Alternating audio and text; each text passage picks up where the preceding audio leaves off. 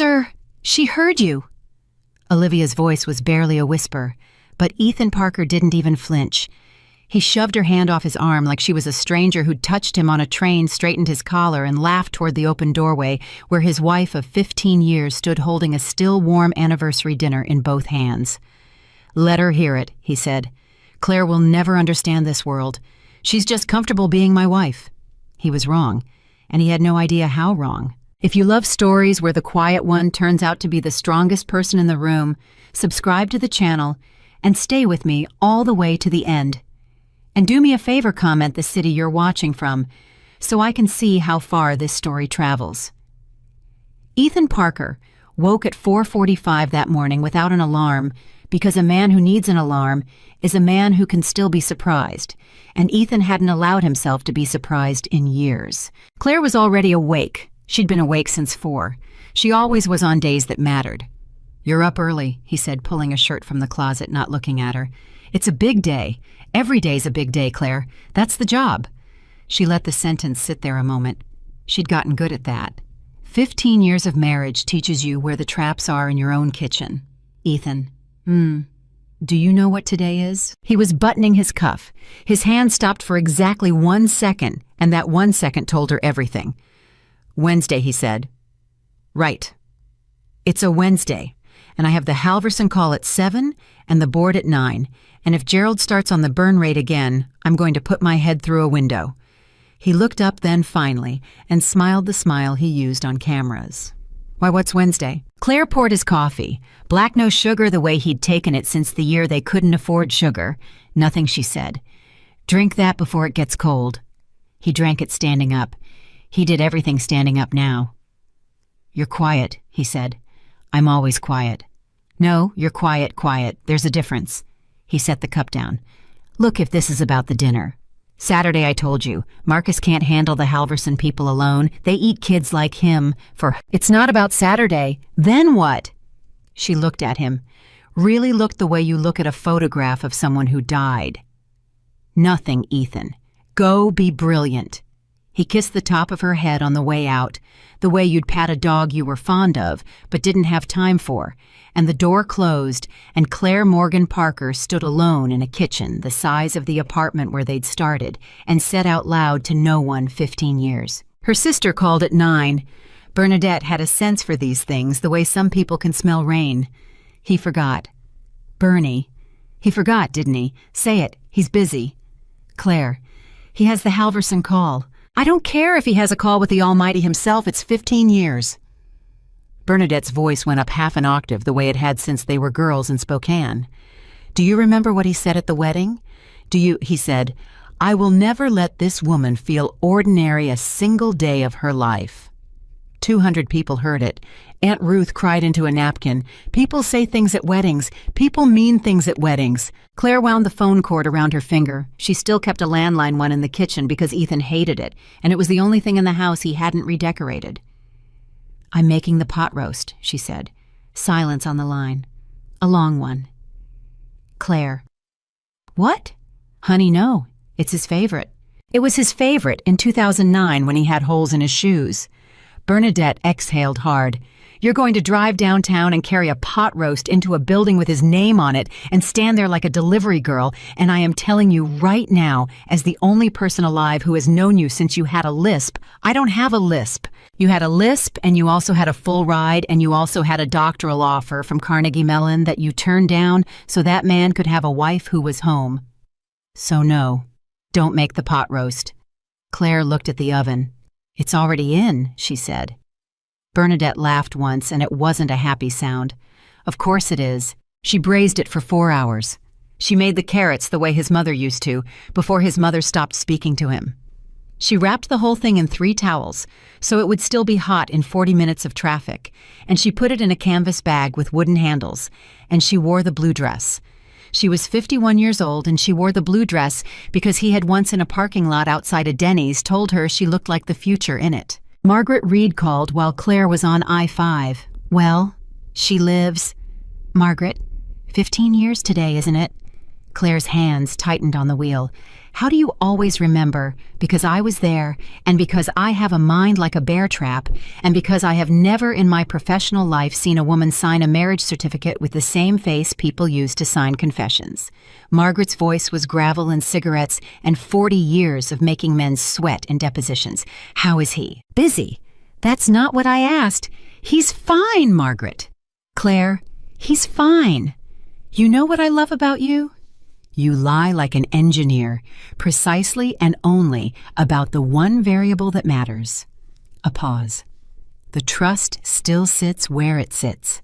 Claire changed lanes.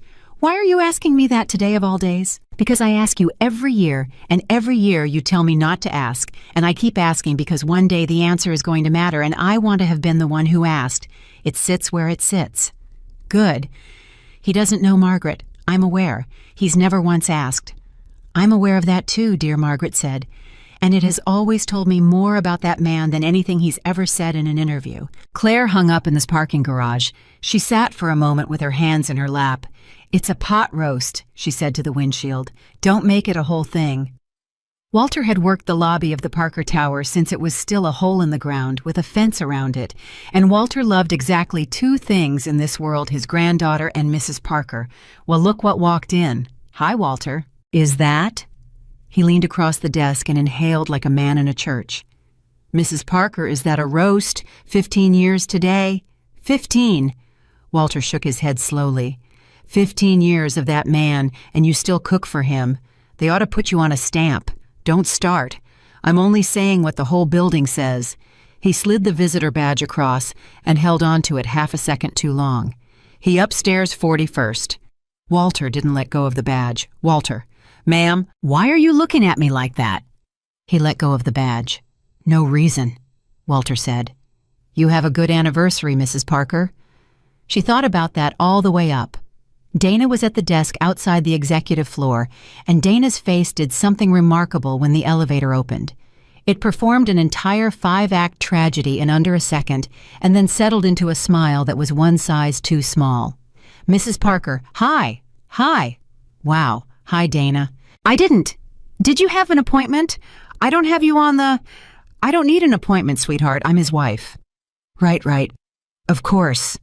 Dana stood up, then sat, then stood again. It's just, it's a really packed morning he's in with the Halverson people. Yes, Halverson. That call was at 7. Dana's smile shrank another size. It ran long. Claire set the bag on the counter, gently, the way you set down something you don't want to break. Dana. Yes, ma'am. How long have you worked here? 2 years in August. Do you like it? Yes, I love it. Everybody says he's the best in the city to work for. Everybody says a lot of things. Claire picked the bag back up. I'm going to go say happy anniversary to my husband now. Mrs. Parker. It's fine. Mrs. Parker, please.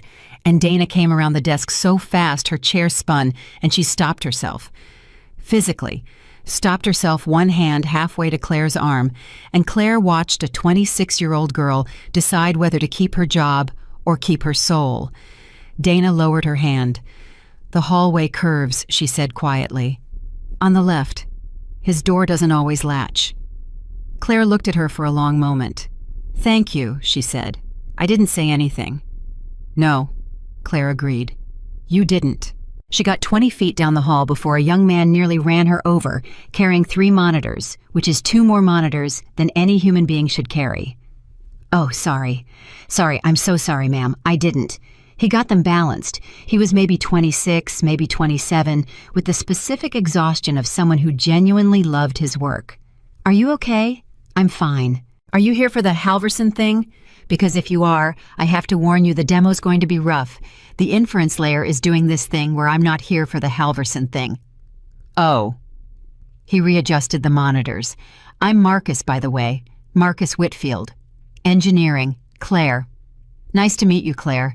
He said it like he meant it, which was rare in that building. Then he tilted his head. Sorry, do you work in legal? You look really familiar. No. Huh. He shrugged. Well, Anyway, if you see the man himself up there, tell him the routing kernel's still holding at 99.9, 15 years old, and that thing still hasn't broken once. It's honestly kind of a miracle. We rewrote everything around it, and we still can't touch it. Claire went very still. The routing kernel. Yeah, it's the core of everything.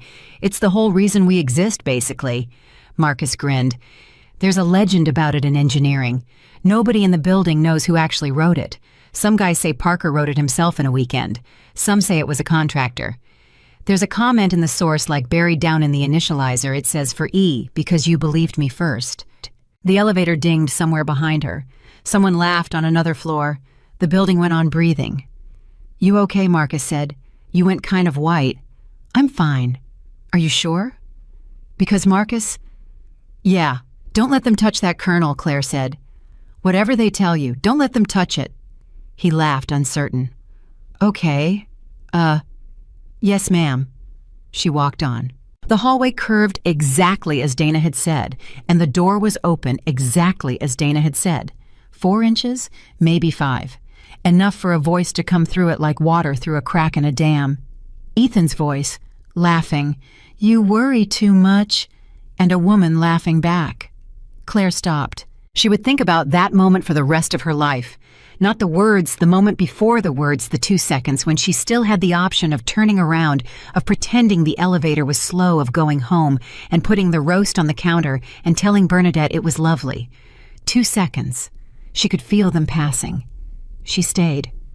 Sir, if she calls again, I don't know what to tell her. The woman's voice was younger. Careful. That's 3 times this week. Tell her I'm in meetings. I've told her you're in meetings 3 times this week. Then tell her a 4th time, Olivia, that's what the job is. The bag handles bit into Claire's fingers. I just feel bad, Olivia said. She sounds nice. She is nice. A chair creaked. That's the problem. How is nice a problem? Because nice doesn't build anything. Ethan's voice took on that warm, reasonable boardroom cadence, the one that had raised $400 million. Look, Claire is a good woman. I'm not saying she isn't. She is a genuinely good woman, and I will never say a bad word about her. But she will never understand this world. She's comfortable being my wife. That's her ceiling, and there is no shame in that. Some people are built to hold the ladder, and some people are built to climb it. Olivia said nothing. Don't look at me like that. I'm not looking at you like anything. You're 29 and you're looking at me like I kicked a dog. I'm 31. You're looking at me like I kicked a dog. I just think Olivia said slowly that she calls a lot for someone who's comfortable. Something in Claire's chest turned over. She calls, Ethan said, because she doesn't have anything else to do. Do you understand what I'm telling you? She has a garden. She has a book club. She has a landline. Olivia, an actual landline in the wall like it's 1987. That's her whole life. And that's fine. I gave her that life. She wanted that life. What did she want it? What is this nothing, I'm asking? The chair creaked again. Ethan stood. Claire knew the sound of him standing the way you know your own heartbeat. Let me tell you something about ambition, he said, and his voice went somewhere else. Somewhere it went when there were cameras. I came out of nowhere. My father repaired transmissions. My mother cleaned 2 schools a night. I had nothing. And I built this company from an idea I had in an apartment with a broken radiator, and I stayed up for 6 days straight in 2010, and I did not sleep, and I did not eat, and I made something out of absolutely nothing. Claire's vision narrowed to a single point of light. I built this company, Ethan said. I sacrificed everything for it. There is a particular kind of silence that happens inside a person. It isn't peace. It's the sound a room makes when the power goes out. Every hum you didn't know was there gone all at once. Claire had been standing in a hallway with a pot roast.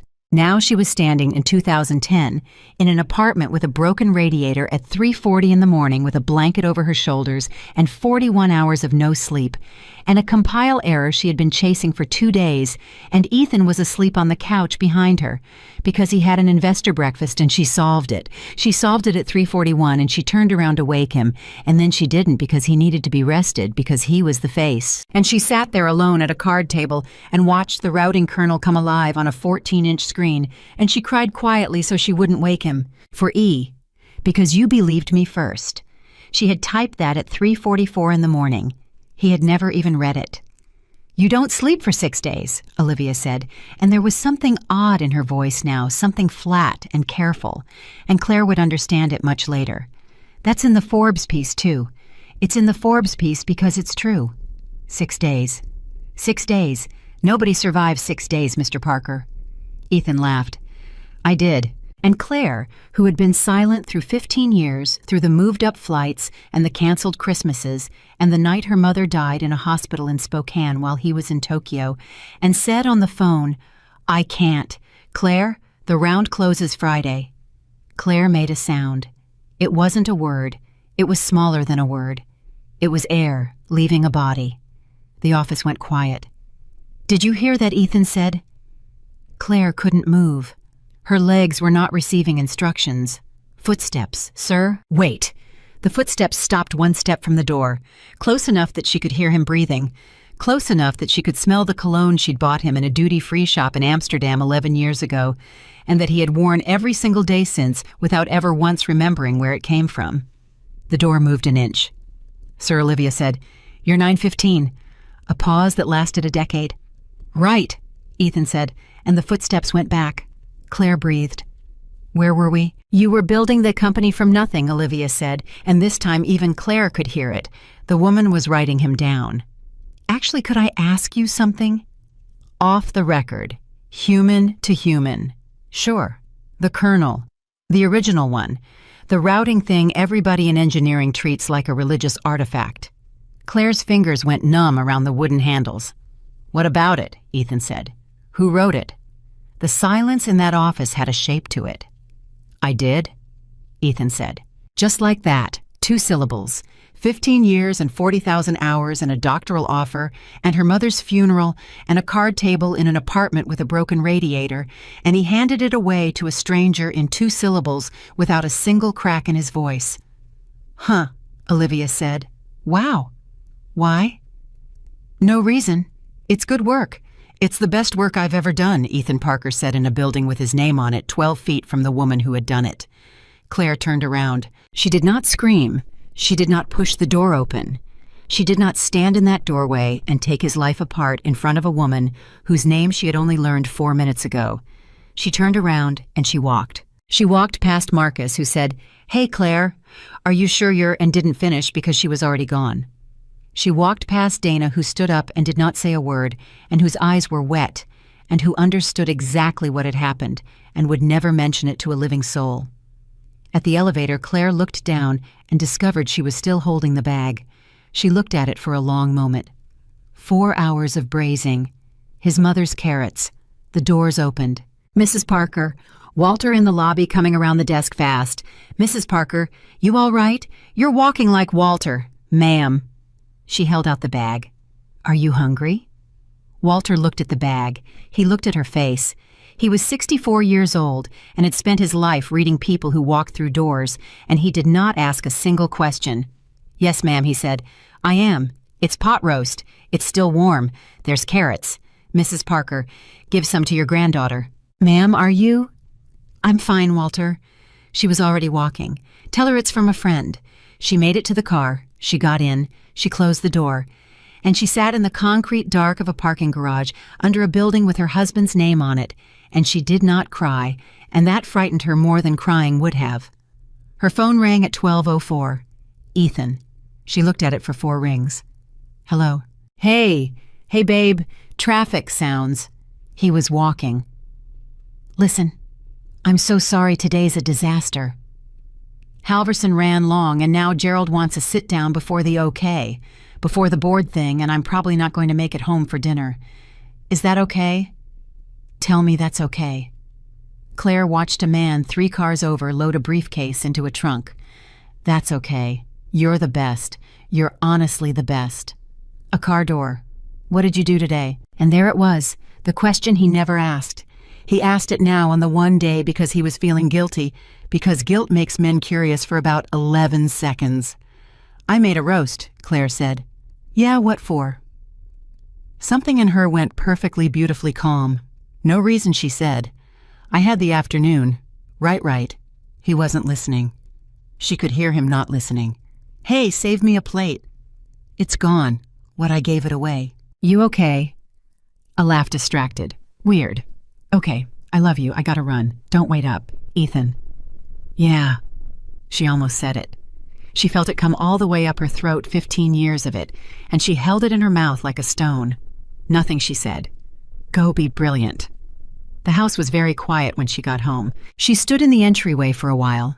Then she went upstairs, and she did not go to their bedroom. She went down the hall past the room they had meant to make a nursery in 2013 and never spoke about again to the small room at the end that Ethan called Claire's office, with a fond little smile whenever anyone toured the house, the way you'd say the dog's room. There was a closet in that room. In the closet was a fireproof box. In the box was a folder gray, unlabeled, the corners soft from being handled exactly once a year for 15 years. She sat down on the floor with it in her lap. She opened it. Morgan Family Trust Schedule, a assigned intellectual property. Patent 8442109.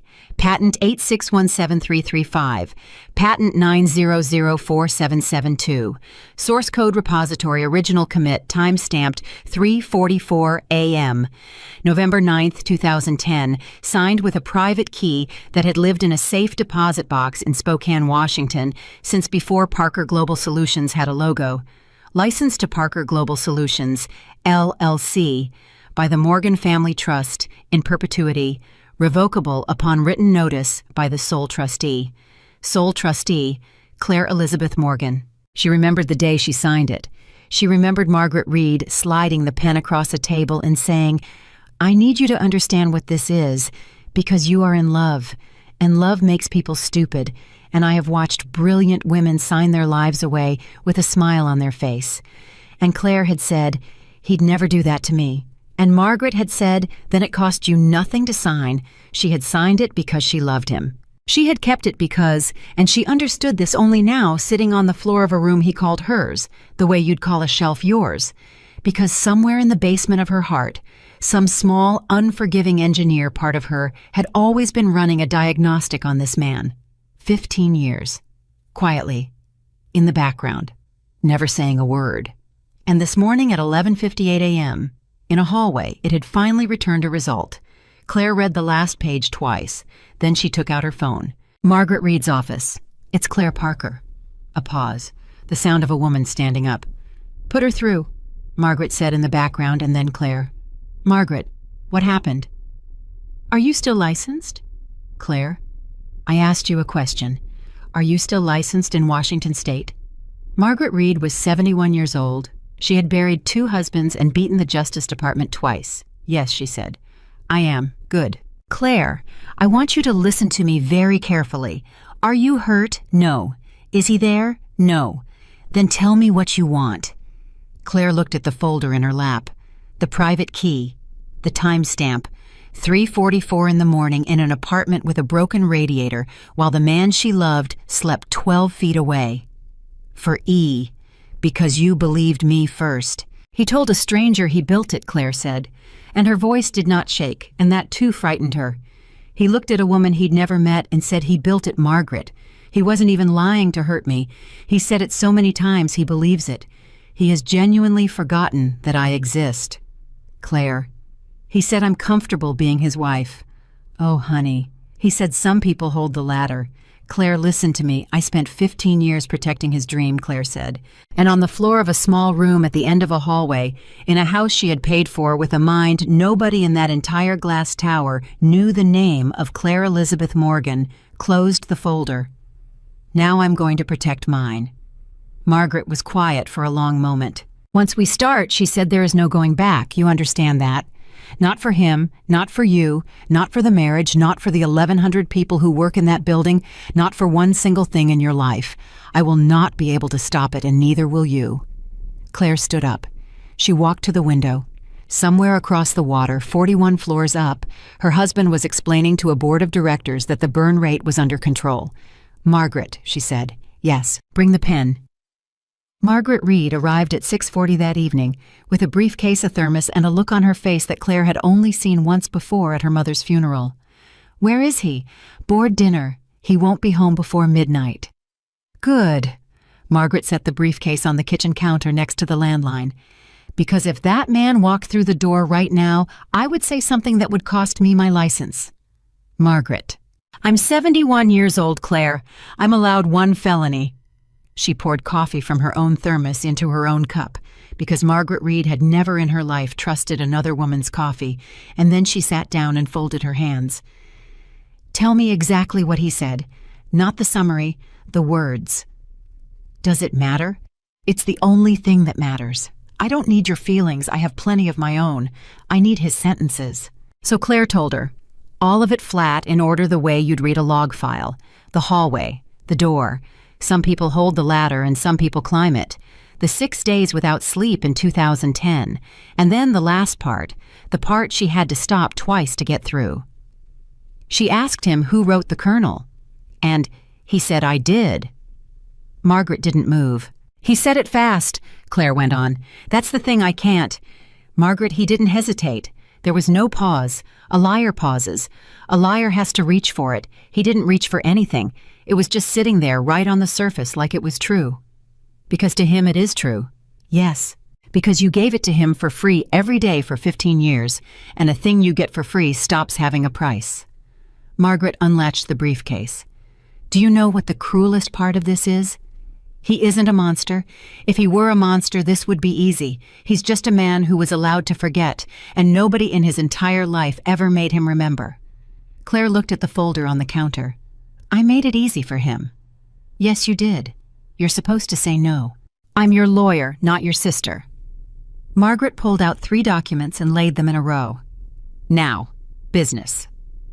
At 7:15, Bernadette called the landline, and Claire made the mistake of answering. Was it lovely? Bernie? Was it lovely? Did he cry? Did he apologize? Is he going to take you somewhere with a beach? Bernie, stop. Something in her voice did it. 51 and 48 years old, and Bernadette Morgan still knew her sister's voice the way you know a smoke alarm. Claire, he didn't forget. What? He didn't forget the anniversary. He knew. He knew this morning. I watched him know it, and he chose not to say it because saying it would have cost him 10 minutes. A silence on the line. What happened? Bernadette said. I'm going to tell you something, and you're going to be quiet until I finish, which will be the hardest thing you've ever done. Claire, quiet. And Claire told her. And Bernadette Morgan, who had opinions about everything, who had once been asked to leave a PTA meeting, was quiet the entire way through. Then she said one thing. Is Margaret there? She's sitting right here. Put me on speaker. Claire did. Margaret. Bernadette. Bury him. Bernadette. I'm serious. I have been carrying this for 15 years, and I have kept my mouth shut because she asked me to, and I want you to hear me say it out loud in front of her. Bury that man so deep, they need a permit to find him. Margaret took a slow sip of coffee. That's the plan, she said. At 7:44, Margaret walked Claire through it, and the walking through took 9 minutes, and by the end of those 9 minutes, Claire understood that she had been holding a loaded weapon in a closet for a decade and a half without once looking at it. Say it again. The trust owns the intellectual property. The company licenses it in perpetuity, which sounds permanent and terrifies everyone, and is the reason nobody ever read past that word. Margaret tapped the page. Revocable upon written notice by the sole trustee. So you can end it, you, alone, today. Without a court, without a vote, without asking a soul. Margaret set down the cup. Claire, I want you to hear this in plain English. Parker Global Solutions is not a company that uses your technology. Parker Global Solutions is your technology wearing a suit. Everything else in that building, the sales team, the tower, his name on the front of it, the 1,100 people, the $400 million in capital, all of it is a house built on one foundation. And you own the foundation, and you have owned it the entire time, and he signed it. Claire stared at her. He signed it. Page 11. He signed it. On March the 4th, 2011, in my office with 2 witnesses at 11 in the morning. Margaret pushed the page across. He didn't read it. He asked me one question. Do you want to know what it was? No. He asked how long it would take, because he had a lunch. Claire looked at her husband's signature, big, confident, half a page wide, the signature of a man who had never once been afraid of a piece of paper. He had a lunch, she said. He had a lunch. At 8:20, Claire said the thing she'd been carrying since the parking garage. I don't want to hurt him. Margaret didn't sigh. She didn't roll her eyes. She had been waiting for this sentence all evening, and she'd had 4 decades to prepare for it. Say the rest of it. There is no rest of it. There's always a rest of it. Say it. Claire pressed her hands flat on the counter. I don't want to hurt him, she said, and I want him to know. There it is. I want him to know Margaret, not the money, not the tower. I don't care about the tower. I want him to stand in a room and understand one time for 1 second what I actually am. Her voice cracked finally 6 hours late. Is that revenge? Tell me if that's revenge, because I honestly don't know anymore. No, Margaret said. That's the bill. The bill. You've been extending that man credit since 2009. Every night you didn't sleep. Every conference you didn't speak at. Carnegie Mellon. Your mother's funeral.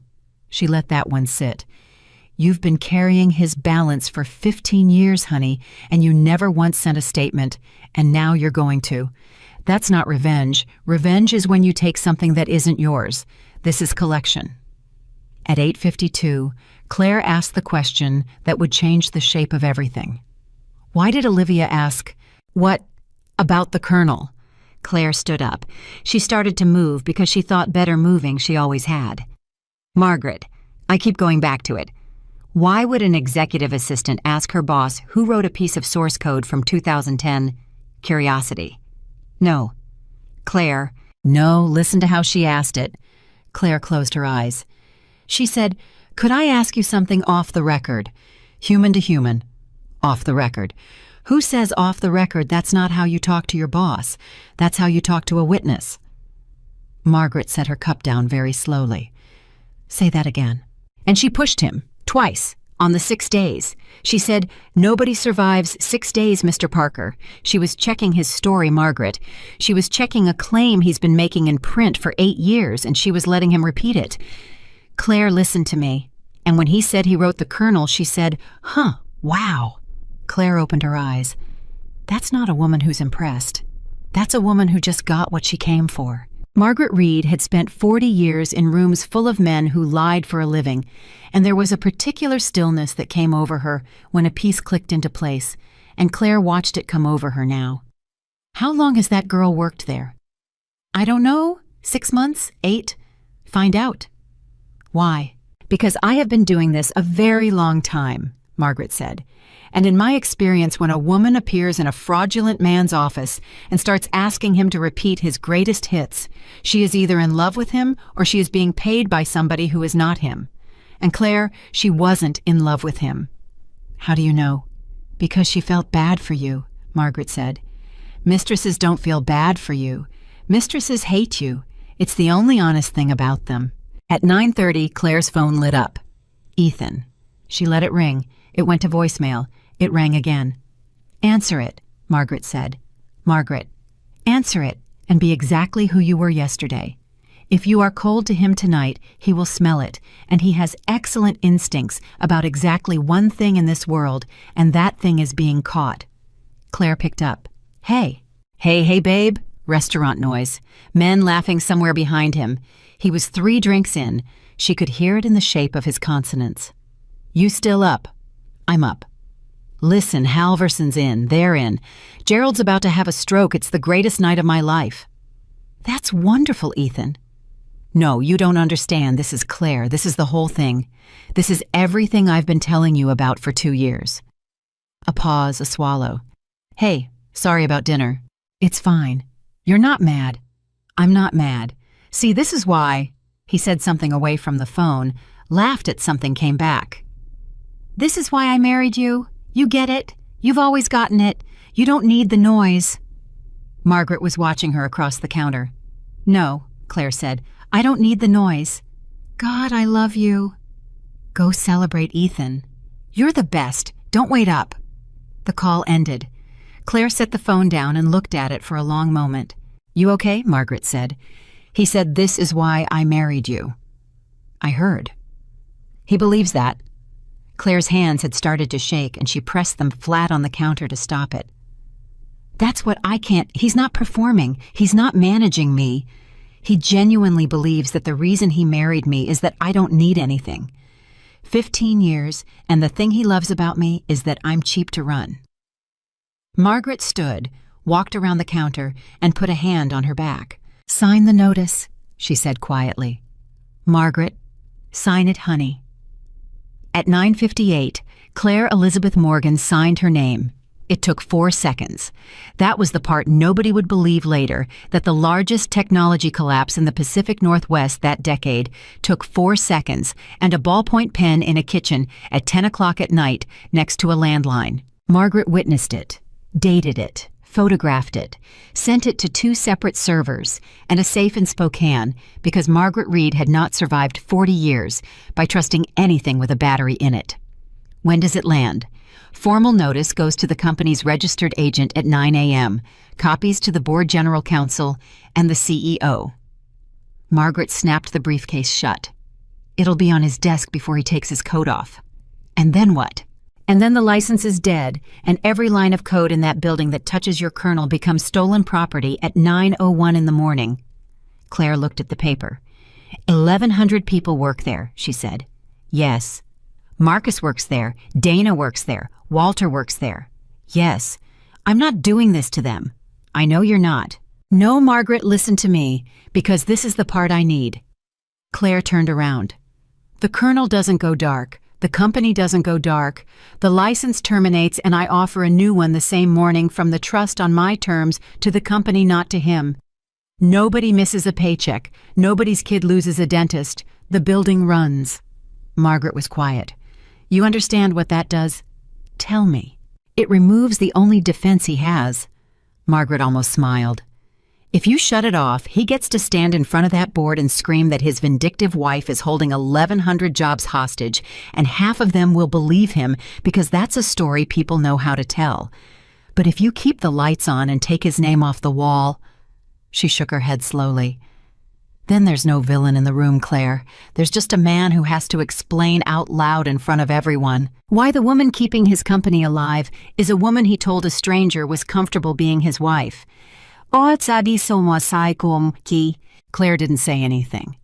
You are not going to destroy him, Margaret said. You are going to remove him. Those are different, and he is going to spend the rest of his life discovering how different. At 12:40 in the morning, Ethan came home. Claire was in bed. She heard the door, the keys in the bowl, the 2 glasses of water he always drank standing at the sink, the shoes, the coat. 15 years of a soundtrack. He came in quietly, which was the worst part because it meant he was being considerate. He sat on the edge of the bed and took off his watch. You awake? Halverson. He exhaled long and happy. Claire, 400 million. That's a lot. That's not a lot. That's the ball game. He lay back on top of the covers with his clothes on, the way he'd done in the apartment with the broken radiator, and for one traitorous second her body remembered how much she'd loved him. You know what Gerald said? He said, Ethan, you've done something nobody's done. Gerald, who hates me.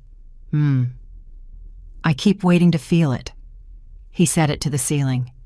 Everybody says you get to a certain point and you feel it. I don't feel anything. Is that weird? Claire lay in the dark next to her husband. Ethan. Yeah. Do you remember 2010? He laughed, drowsy warm. Do I remember it? 6 days, Claire. 6 days no sleep. I made something out of nothing. She waited. She gave him one more second than he deserved. Yeah, she said. He was asleep in 4 minutes. Claire lay awake until 5:20, staring at nothing, listening to a man breathe. At 8:07 the next morning, Ethan Parker walked into his lobby. Morning, Walter. Walter didn't answer. Ethan was 6 steps past the desk before it registered, and he actually stopped and turned around, because in 11 years, Walter had never once failed to say good morning. Walter. Mr. Parker. You okay? You look like somebody died. Walter looked at him. Have a good day, sir, he said. At 8:19, Marcus Whitfield knocked on the frame of the CEO's open door with 3 lines of panic in his voice. Sir, sorry, legal's downstairs. Legal's always downstairs, Marcus. That's where we keep them. No, sir, outside legal. There's like 4 of them. They came in a car together. Ethan looked up. What? At 8:31, Dana put a gray envelope on his desk and did not say a word. What's this? It came by courier. For me? For the company, Dana said. And the board and the general counsel and you. Ethan looked at the envelope, then at her face. Dana. Yes, sir. Why are you looking at me like that? She left the room. At 8:34, Ethan Parker opened it and read the first paragraph and laughed out loud. He actually laughed. Alone in an office 41 floors up, he laughed the way you laugh at a parking ticket on a car you sold. This is a mistake, he said out loud. He read it again. This is a typo. This is somebody's typo. He got to page 2. At 8:36, he stopped laughing. At 8:37, he called Gerald. Gerald, hey, quick thing. This is going to sound insane, do we own our own technology? A silence on the line so long, Ethan checked the screen. Gerald, Ethan, Gerald said carefully, why are you asking me that? Because a piece of paper on my desk says we license it. We do license it. From who? From the Morgan Family Trust, Gerald said. We've licensed it since 2011. It's in every diligence packet we've ever produced. It's on page 11 of the founding documents, Ethan. It's the first thing every investor's lawyer reads, and the only reason it's never been an issue is that the license is in perpetuity. Ethan sat down. Morgan, he said. Morgan. Gerald, what's my wife's name? Another silence. And then quietly, the sound of a man in his 60s setting down a coffee cup very, very carefully. Oh my God, Gerald said. At 8:41, Ethan called Claire. It rang 11 times. At 8:44, he called again. It rang 11 times. At 8:46, he called the landline. The landline he'd mocked for a decade, the one in the wall like it's 1987. And Claire picked up on the second ring. Hello? What did you do? Good morning, Ethan. Claire, what did you do? I terminated the license, she said. You should read the whole thing. There's a second document behind it. You? He was standing. She could hear him standing. Claire, do you understand what you've done? Do you have any idea what you're holding? There are 1,100 people in this building. Nobody's losing their job. There are $400 million that closed last night. There is a term sheet with Halverson's signature on it. Ethan. And you have gone, and what you got a lawyer. Is this Margaret? Did Margaret put you up to... Ethan? What? Claire waited 3 full seconds. Do you know what today is? She said. The line went silent. She could hear him breathing. She could hear a building full of people behind him. She could hear faintly a phone ringing on a desk that nobody was answering. Claire, he said, and his voice had changed. Claire, wait. Wait, yesterday. Yesterday was 15 years. Oh, God. I brought you a pot roast, Claire said. Your mother's carrots. I stood in your hallway for 6 minutes. Claire. The door doesn't latch, Ethan. Nothing. Not a sound. And Claire, who had run diagnostics on this man for 15 years, listened to the exact moment a 50-something-year-old man in a glass office understood what she had heard. Oh, no, he whispered. Oh, no, no, no. Some people hold the latter, Claire said. Claire, please listen to me. Who wrote the Colonel, Ethan? Claire. She asked you a question and you answered it in half a second. Her voice never rose, not once. I want you to sit in your chair and think about how fast you answered. Baby, don't. I was talking. It was talk. It was, you know how I am in a room. I get going. I say things. For 15 years, Claire, you said it to Forbes. She was very calm. You said it in Austin. You said it on a stage in Lisbon with my name on your travel booking because I made the booking. You said it at your mother's table on Thanksgiving, and I passed you the potatoes. Stop. You said 6 days without sleep. Claire, stop. It was 41 hours, Claire said, and it was me, and you were asleep on the couch, and I didn't wake you because you had a breakfast. Ethan Parker made a sound she had never heard him make in 15 years. I'm coming home, he said. No. I'm coming home right now. Read the second document, Ethan. I don't care about the second. Read it, Claire said, because at 9 o'clock your board is going to read it, and I would like you to have had 5 minutes. At 8:53, Ethan turned the page. Notice of new license offer. Morgan Family Trust to Parker Global Solutions, LLC. Same technology, same terms, same royalty, effective immediately upon acceptance. 3 conditions. He read them. He read them again. Claire, he said. Claire, what is this? It's mercy, she said. It's more than you gave me. Condition 1. His voice had gone strange hollow, like a man reading his own diagnosis.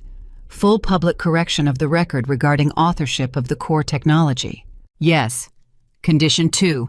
Appointment of the trustee to the board of directors. Yes. Condition 3. He stopped. Say it out loud, Ethan. Claire, say it out loud. You've been saying things out loud for 15 years. Say this one. And in an office with his name on the building at 8:54 in the morning, Ethan Parker read out loud, Resignation of the Chief Executive Officer. Claire closed her eyes. The board meets at 9, she said. Margaret's already in the lobby. Claire, I love you. Do you hear me? I love you. I have always loved you, whatever I said in that room. I know you love me, Claire said. That's the part I'm never going to get over, Ethan. You love me. You genuinely do. You just never once thought I was real. Claire. Goodbye. Claire. She hung up the phone. The old kind. The kind you hang up. And that she would think later was the only mercy in the whole design, that on the worst morning of her marriage, she got to end it with a sound. At 8:58, the phone rang again, and Claire almost didn't answer, and she would think about that for the rest of her life, too. It wasn't Ethan. It was a number she didn't know. Hello, Mrs. Parker. A woman's voice. Young, careful, familiar. Please don't hang up. Claire's hand tightened on the receiver. Who is this? My name is Olivia Chen, the woman said. I've been working in your husband's office for 8 months. I need to talk to you before 9 o'clock, and I need you to understand something first. I know what you are. No, ma'am, Olivia said. You really don't. You have 90 seconds, Claire said. The board meets at 9. I know when the board meets. I put it on the calendar. Then talk. Mrs. Parker, I'm not sleeping with your husband. Claire stood in her kitchen with the receiver against her ear and felt absolutely nothing, which surprised her. Every woman says that. Every woman doesn't have a badge number, Olivia said. At 8:59, Claire sat down. Say that again. My name is Olivia Chen. I'm a forensic investigator on contract to the Securities and Exchange Commission Seattle Regional Office. I've been placed in Ethan Parker's office since November. Everything I've said to that man in 8 months is on a recorded line, including yesterday at 11:58 in the morning when you were standing in the hallway and I saw you. The refrigerator hummed. Somewhere outside, a truck backed up, beeping. You saw me, Claire said. I saw the shadow under the door. I knew it was you because your appointment wasn't on the books, and Dana had gone pale at her desk 40 seconds earlier, and I have been reading that office like a chessboard since Thanksgiving. A breath. Mrs. Parker. I kept him talking. What? He heard you. He said, Did you hear that? And he got up, and he was one step from that door, and I said, Sir, you're 9:15. Olivia's voice was very steady and very tired. I didn't do that for him. I did that for you, because I had 400 hours of that man on tape, and there was one thing I still didn't have, and I thought, God forgive me, I thought if she stays there another 30 seconds, he'll say it. Claire closed her eyes. Who wrote the Colonel? She said. Yes, ma'am. You used me. Yes, ma'am, Olivia said. I did. At 9:01 in a conference room 41 floors up, Gerald Vance called the meeting to order with a hand that was not entirely steady, and Margaret Reed sat down at the far end of the table without being invited, and nobody asked her to leave. At 9:01 in a kitchen in Medina, Claire said, Keep going. I'm not supposed to be doing this. I want you to understand that. I'm on a phone in a stairwell, and if my supervisor knew I was making this call, I'd be on administrative leave by lunch. Then why are you making it? Because in about 4 minutes that board is going to read your name. Olivia said. "And then a very large machine is going to start moving, and once it moves, nobody can stop it. And I decided that the woman who actually built the thing deserved 60 seconds of warning from a human being instead of a subpoena from a stranger." Claire's mouth had gone dry. "What's he done, Olivia?" "Which part?" "Start with the worst." "The worst is Halverson," Olivia said. "The $400 million he closed last night at a table full of men laughing. He sold them a company that owns technology it does not own. He made that representation in writing in a room to a fund with pension money in it at 9:40 last night, 11 hours ago. Before last night it was arrogance. As of 9:40 last night, it's securities fraud." Claire put a hand on the counter. "He didn't know," she said. Silence on the line. "Olivia, he didn't know. He signed those papers in 2011, and he never read them, and he genuinely did not know Mrs. Parker. He's an idiot, not a criminal. He's the most spectacular idiot I have ever— Mrs. Parker, stop." "What?" "He knew," Olivia said. At 9:03, Claire heard a sound come out of her own body that she didn't recognize. What? March 2018, Series C, Diligence. Halverson's people weren't the first to read page 11. Sequoia's counsel flagged it 7 years ago. There's an email chain. Your husband was told in writing in a thread with 4 attorneys on it that the core IP sat outside the company in a trust controlled by his wife. Claire couldn't feel her hands. That's not no. He would have said something. He would have come home and said something. He replied to the thread in 11 minutes, Olivia said. "I have the reply. Do you want it?" "No." "Mrs. Parker." "Yes." Olivia read it, flat without inflection the way you read something you've read 200 times. "It's fine. It's Claire. She'd never use it. Bury it in the appendix and let's move." At 9:04, Claire Morgan discovered that a person can be standing perfectly still and falling at the same time. "Say it again." "Mrs. Parker." "Say it again." "It's fine. It's Claire. She'd never use it." "Bury it in the appendix." "Yes." "He knew for 7 years." Claire heard herself laugh one syllable, terrible. 7 years. He knew what I was holding, and he didn't take it from me. He didn't fight me for it. He didn't even ask me about it. No. He just decided I'd never use it. "Yes. Because I'm nice," Claire said. "Because you're nice," Olivia said. "Mrs. Parker, in 8 months, do you know how many times that man mentioned you to me?" "Don't." 4. "Don't." 4 times in 8 months, and one of them was yesterday, and I want you to know that I sat in that office and I hated him more on your behalf than I have ever hated a target in 9 years of doing this job. At 9:06 in the conference room, Gerald Vance said, "Before we get to Halverson, there's a matter of correspondence." And Ethan Parker said, "Gerald, give me the room for 5 minutes." And Gerald Vance, who had worked for him for 9 years, said, "No." At 9:06 in the kitchen, Claire said one word. "Why?" "Ma'am, not why he did it. Why me? Why did you call me Olivia? You have your case. You have 400 hours. You don't need me." The pause on the line was long enough that Claire knew the answer was going to hurt. "Because I do need you," Olivia said. "That's the honest answer, and you've had enough dishonest ones this week. Go on." "I have him on tape claiming authorship. That's a statement. A statement isn't fraud, it's ego. To make it fraud, I have to prove the statement is false. And to prove it's false, you need the author." "I need the author," Olivia said. "I need a living human being who can sit in a room and say under oath, 'I wrote it, here is the key. Here is the timestamp, here is the commit at 3:44 in the morning on November 9th, 2010. Claire was quiet. "Mrs. Parker, you want me to testify against my husband?" "Yes." "On my 16th year of marriage?" "Yes," Olivia said. "I'm sorry. I know exactly what I'm asking, and I'm asking anyway because there are 2,000 retired teachers in the Halverson Fund, and none of them have ever heard of you, and every one of them is about to be inside a company that legally cannot operate."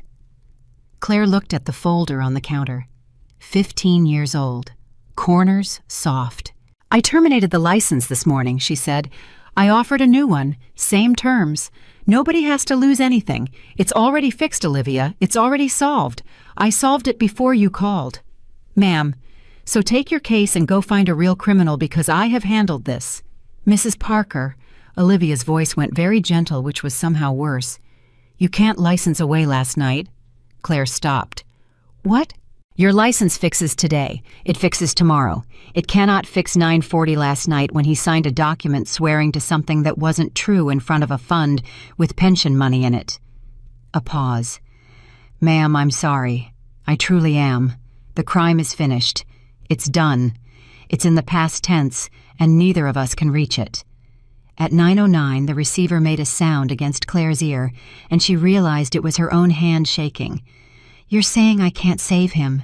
I'm saying he closed that round 11 hours ago, while you were lying in the dark next to him, listening to him breathe, Olivia said.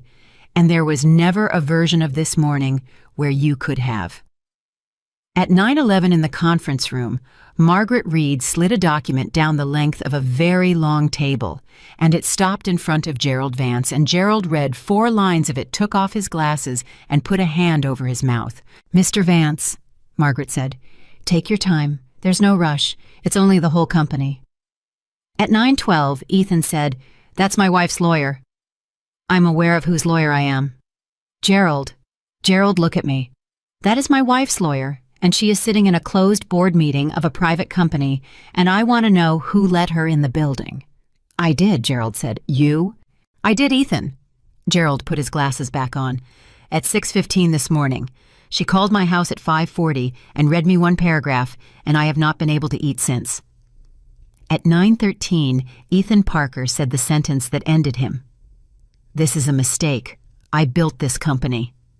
And Margaret Reed, 71 years old, 2 dead husbands, 40 years of watching men say exactly that, folded her hands on the table and said, Mr. Parker, would you like to say that again? Because I'd like the minutes to have it clean. At 9:14 in the kitchen, Claire said, What happens to him? That's not my call. Guess. Mrs. Parker, Olivia, I have been married to that man since I was 36 years old. Guess. A long breath on the line. Securities fraud, wire fraud, false statements to investors. If it were only the tape, he'd pay a fine and get barred from serving as an officer, and he'd write a book in 4 years about resilience. A pause. It's not only the tape. It's the 2018 email. That email turns 8 years of every filing into a knowing misstatement, and knowing is the whole ballgame. Knowing is the difference between a fine and a sentence. Claire didn't say anything. Ma'am, do you understand what I'm telling you? He didn't destroy himself yesterday in that office. He destroyed himself in 2018 in 11 minutes on a phone, probably in a car, because he was so completely certain of you that he couldn't be bothered to type more than 9 words. She'd never use it, Claire said. That's the whole case, Olivia said. That's it. That's the entire government's case against your husband in 5 words written by him about you. At 9:16, Claire started laughing and couldn't stop, and it turned into something else, and Olivia Chen stood in a stairwell on the 38th floor and listened to a woman come apart 3 miles away and did not say one word because she'd been doing this for 9 years, and she knew that the only decent thing you can do at that moment is stay on the line. At 9:18, Claire said, I'm sorry. Don't. I'm not this. Mrs. Parker, I've watched 4 men in this job find out. Grown men. One of them threw a chair through a window. You're doing fine. At 9:19, Claire wiped her face with the back of her wrist and said, Ask me. Ma'am. You called to ask me something. Nobody's asked me for anything in 15 years without dressing it up first, so just ask me. The pause was short this time. Claire Elizabeth Morgan, Olivia said, will you testify that you are the author of the core technology of Parker Global Solutions? At 9:20 in the conference room, Gerald Vance said, Ethan, I'm going to ask you a question, and I want you to think about your answer, because there are 11 people at this table, and every one of them is going to remember it. Gerald, did you create the technology this company runs on? At 9:20 in a kitchen, Claire Morgan looked at a folder with soft corners. There's a comment in the source, she said. Ma'am, buried in the initializer. Nobody in that building knows who wrote it. There's a boy in engineering, Marcus 26. He thinks it's a legend. Her voice steadied. It says for E, because you believed me first. I know, Olivia said. I've read it 400 times. You have? Mrs. Parker, I found it in January. It's the reason I knew he was lying before I had a single piece of paper. A beat. I sat in my car in that garage and I read one line of a comment written at 3:44 in the morning by somebody who was so in love and so tired and so happy, and then I went upstairs and listened to a man take credit for it at a staff meeting, and I want you to know that whatever happens today, I have been on your side since the second week of January. At 9:21, Claire said, yes. Ma'am. Yes, I'll testify. Mrs. Parker, on one condition. I can't promise. You can promise this one. Claire's voice had gone somewhere new, somewhere flat and clear and 15 years overdue. Nobody else in that building goes down for him. Not Gerald, not Dana, who told me the door doesn't latch, not Marcus, who's 26 and thinks a piece of source code is a miracle, not Walter, who took a pot roast home yesterday and didn't ask me one single question. Ma'am, I'm not finished. Claire stood up. I have the key. I have the timestamp. I have 15 years of every design document in a fireproof box, and none of it exists without me. So you can have all of it, Olivia. Every page. But you take him. Only him. He doesn't get to bring anyone with him because that's what he does. That's what he's always done. He stands on people and calls it climbing. The line was quiet. I'll take it to my supervisor at 10, Olivia said. I think she says yes. Why? Because we don't want 1,100 people, Olivia said. We never did. We wanted the man who said 6 days. At 9:23 in the conference room, Ethan Parker sat in a chair he had sat in for 9 years and looked at 11 faces he had chosen personally, and every one of them was already gone. Ethan, Gerald said. The question. You know what the answer is. I know what the answer is. I want to hear you say it. Why? Because I gave you 9 years, Gerald Vance said, and his voice broke, and he did not apologize for it. Because I defended you in this room in 2016 when everybody wanted you out. Because my daughter interned here. Because you sat at my table at Christmas and told my wife the story about the 6 days, and she cried, Ethan. She cried, and she has told that story to strangers. He took off his glasses again. So you're going to say it out loud, and I'm going to sit here and hear it, because I've earned that much. At 9:24, Ethan Parker said no. No what? No, I didn't create it. Nobody in that room moved. Then who did? At 9:25 in a kitchen 3 miles away, Claire Morgan said into a telephone, Is he in there right now? Yes, ma'am. Are they asking him? Yes, ma'am. Will he say it? I don't know, Olivia said. At 9:25, Ethan Parker put both hands flat on a conference table, and for the first time in 15 years, in front of 11 people and a lawyer and a court reporter that Margaret Reed had brought and paid for out of her own pocket, he said his wife's name like it belonged to a person. Claire, he said. Claire wrote it. Claire wrote all of it. Claire wrote every line of the thing this entire company is. At 9:26, the vote took 90 seconds. At 9:28, Gerald Vance said, Ethan Parker is suspended as Chief Executive Officer, effective immediately pending the outcome of the federal inquiry. Security's outside. I'm sorry, I truly am. At 9:29, Ethan said, Gerald, please. Don't. 9 years. Yes, Gerald said, 9 years, and you never once told me her name. At 9:41, Ethan Parker walked out of a building with his name on it carrying a box, and 1,100 people watched, and not one of them said a word, and the silence of that lobby would follow him for the rest of his life. Walter held the door. Walter. Ethan's eyes were red. Walter, listen. Mr. Parker. They're saying things. They're saying things about my wife, about the technology, and I need somebody in this building to... Mr. Parker, Walter said, yesterday your wife gave me a pot roast. Ethan stopped. She stood right there, Walter said, in a blue dress at 12:02 in the afternoon, and she handed me a bag with her hands shaking, and she said, Give some to your granddaughter. Tell her it's from a friend. He let go of the door. 11 years I've held this door for you. Not one time did you ask me my granddaughter's name. Walter. It's Simone, Walter said. Good luck, Mr. Parker. At 10:15, Ethan called Olivia from a parking garage. She let it ring 3 times. Sir, Olivia, thank God. Listen, I need you to do something for me, and I need you to not ask questions. Okay? There's a box in my office. Bottom left drawer. It's locked, the keys in the... Sir, the key's in the pen cup, and I need you to get it out of that building before... Sir, stop talking. Something in her voice. Olivia. Mr. Parker, this call is being recorded, and I'm required to tell you that. At 10:16, Ethan Parker heard his own heart in his ears. What?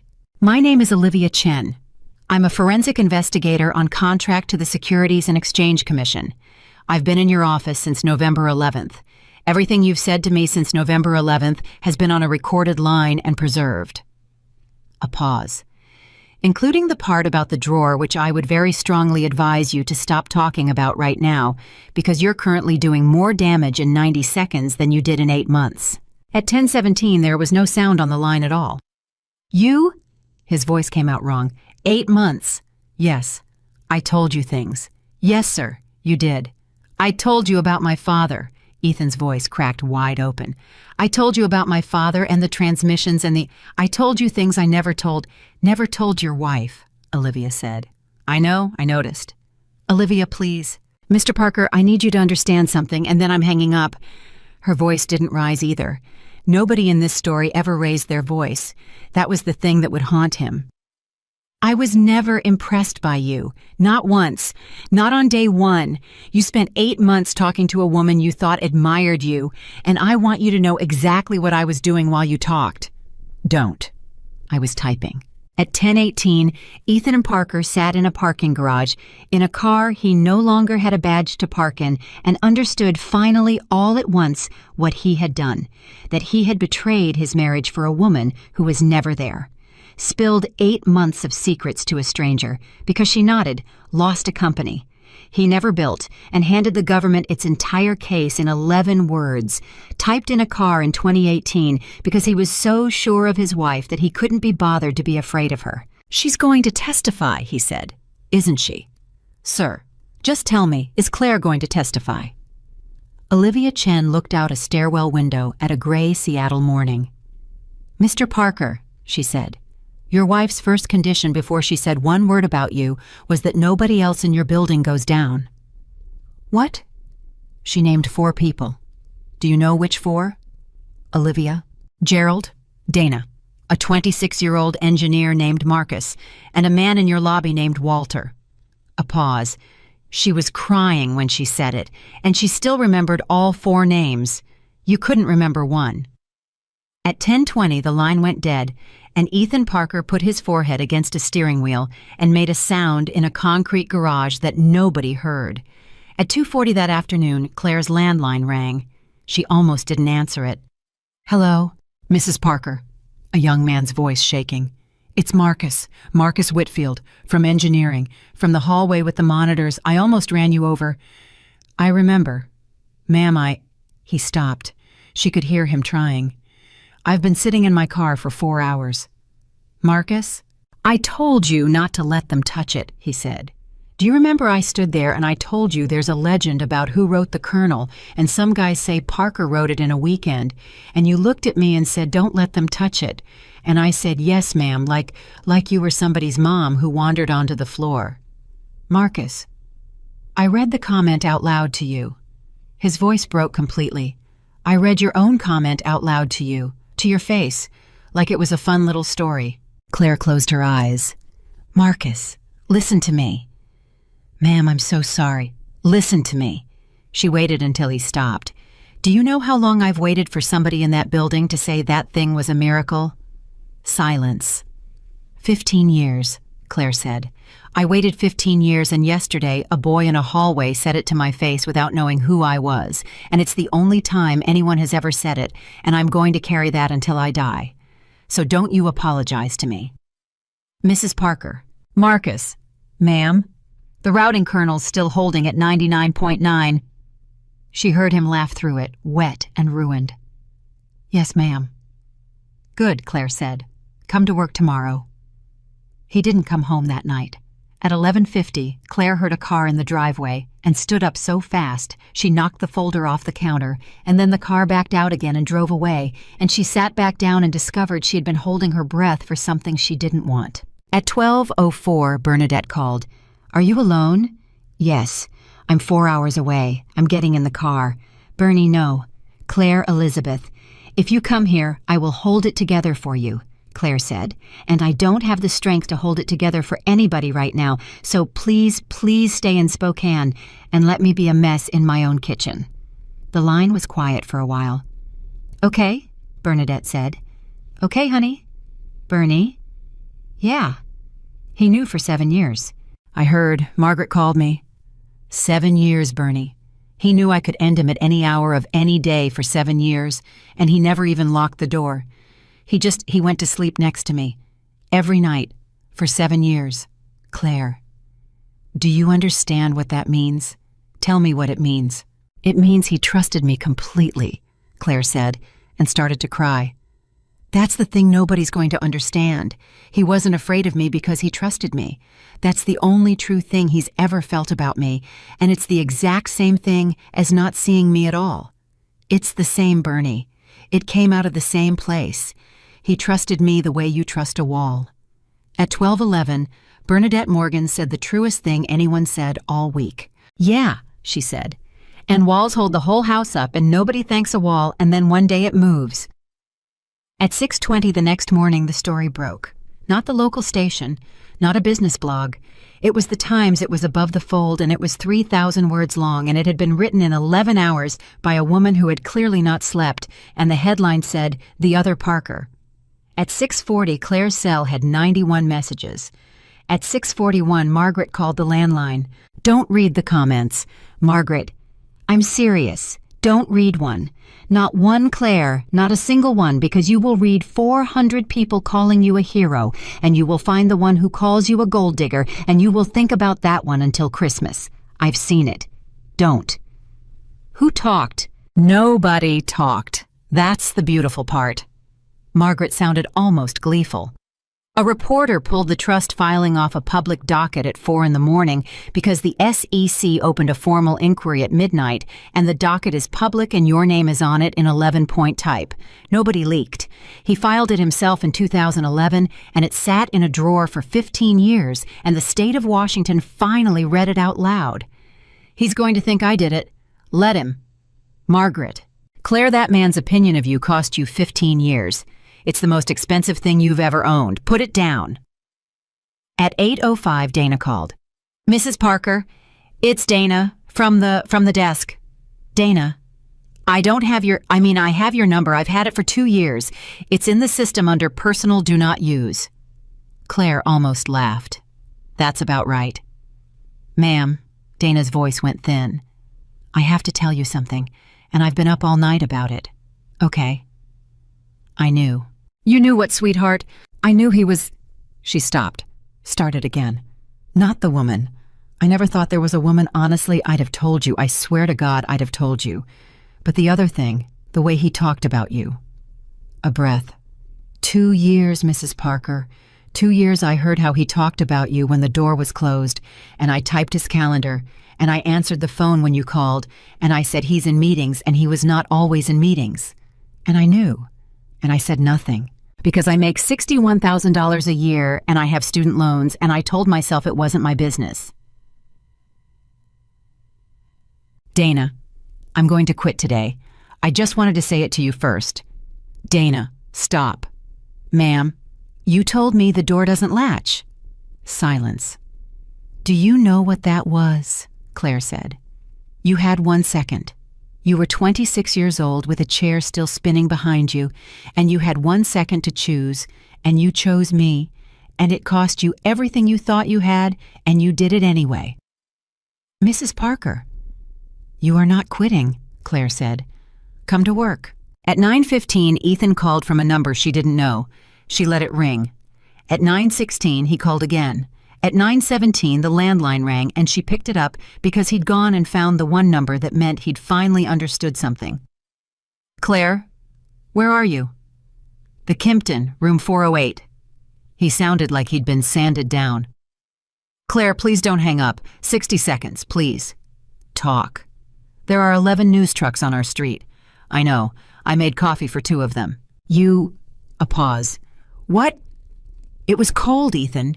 He made a sound that might have been a laugh if there had been anything left in him to laugh with. "Of course you did," he said. "Of course you did. 50 seconds. Claire, I need to see you." "No." "One time, not a lawyer, not the board, I know what's coming. Gerald called me. I know I'm going to be sitting across a table from federal attorneys in 3 weeks, and you're going to be on the other side of it, and I'm not asking you for that. I'm not asking you to stop it. I couldn't stop it. I know that." "Then what are you asking?" "I want to sit in a room with you," Ethan said, "one time before I'm a person you have to talk about in the past tense." At 9:19, Claire closed her eyes and made the worst decision of the entire week. "Wednesday," she said. 2 o'clock, Margaret's office. She'll be in the room." "Claire, that's the offer, Ethan. Take it or don't. I'll take it." "And Ethan?" "Yeah." "Read the article first," she said. "The whole thing, all 3,000 words. Don't skim it looking for your name." At 2 o'clock on Wednesday, Ethan Parker walked into Margaret Reed's conference room, and Margaret Reed did not stand up and did not offer him coffee and did not say hello. "Sit. Margaret.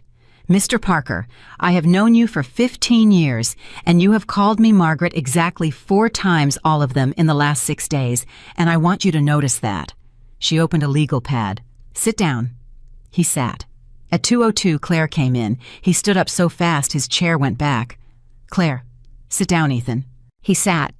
And for maybe 15 seconds, nobody said anything at all, and Claire looked at a man she had known since she was 36, and saw for the first time in years what he actually looked like. "You've lost weight," she said. "I can't eat." "That's not what I meant." At 2:04, Ethan said, "I read it." "Okay." 4 times. I read it 4 times. His hands were flat on the table and they weren't steady. "Claire, there's a part in there, the reporter got it from Carnegie Mellon from a professor. He's 81 years old, and he still had the file. Do you know what he said about you? Ethan. He said you were the best applicant he saw in 34 years of teaching," Ethan said. "He said he called you personally. He said he'd never called an applicant personally before and never did again. And he said you told him no, and he asked why, and you said, 'Don't.' You said my husband's building something." At 2:05, Claire Morgan put a hand over her mouth. "Claire, don't you do that?" Her voice came out wrong. "Don't you sit there and read my life back to me like you just found it. You were in the room, Ethan. You were in the room when I made that call. You were standing in the kitchen and you said, 'Are you sure?' And I said, 'Yes.' And you said, 'Okay,' and you went to get your dry cleaning." Ethan Parker put his face in his hands. "I don't remember that," he said. "I know you don't." "Claire, I swear to God I don't remember that at all." "I know," Claire said. "That's the entire problem. That's every single thing that's happened this week right there in one sentence." At 2:08, he tried the only thing he had left. "I loved you." Margaret's pen stopped moving. And Claire, who had rehearsed this in the car, who had a speech, who had 11 things she'd been carrying since a hallway on a Wednesday, didn't use any of it. "I know you did," she said. "Then, that's what makes it unforgivable, Ethan. Claire, if you'd hated me, I could work with that. If you'd been cruel, if you'd been cold, if you'd wanted the money, if there'd been a woman, a real one, a woman in a hotel, I could hold that in my hands and look at it and know what it was." Her voice didn't rise. "But you loved me. You loved me the whole time. You loved me at 3:44 in the morning while I wrote the thing that paid for your life, and you were asleep, and I let you sleep. Claire, you didn't betray me because you found someone better." He looked up. "You betrayed me," Claire said, "because you never once thought I was a person who could leave." At 2:10, Ethan Parker started to cry, and it was ugly. And Margaret Reed did not look away, because Margaret Reed had waited 15 years for this, and she intended to be present for all of it. "I never said the words," he said. "Claire, I swear on my mother I never sat there and thought, 'You wrote 9 of them.'" He stopped. "It's fine. It's Claire. She'd never use it." "Oh, God." "Bury it in the appendix and let's move." Claire's hands were shaking on the table and she let them. "You had 7 years, Ethan. You had 7 years of knowing exactly what I was holding, and you never had one bad night about it. Not one.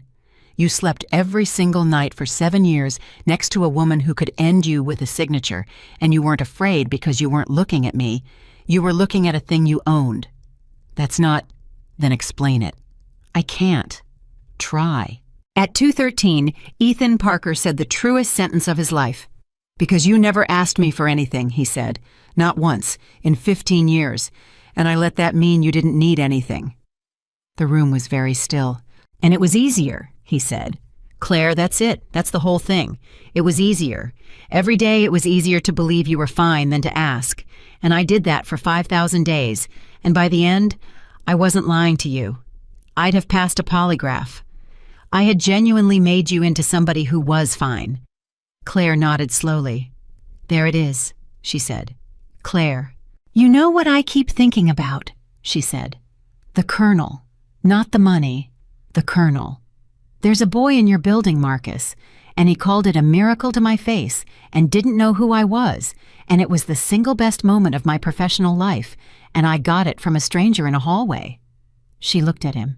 Ethan, you were the only other person alive who knew. For 15 years you were the only witness I had, and you didn't just take the credit, you forgot there was anything to take. Claire, please. Do you know what a witness is? She said. That's what a marriage is. That's all it is. Somebody who was there, somebody who saw. And I gave you 15 years of the only thing I've ever been proud of, and you were asleep for all of it, and now there's nobody left who saw. Ethan Parker couldn't speak. At 2:17, Margaret Reed said very quietly, Mr. Parker, I'd like to say one thing, and then I'll be silent. Margaret. March 4th, 2011.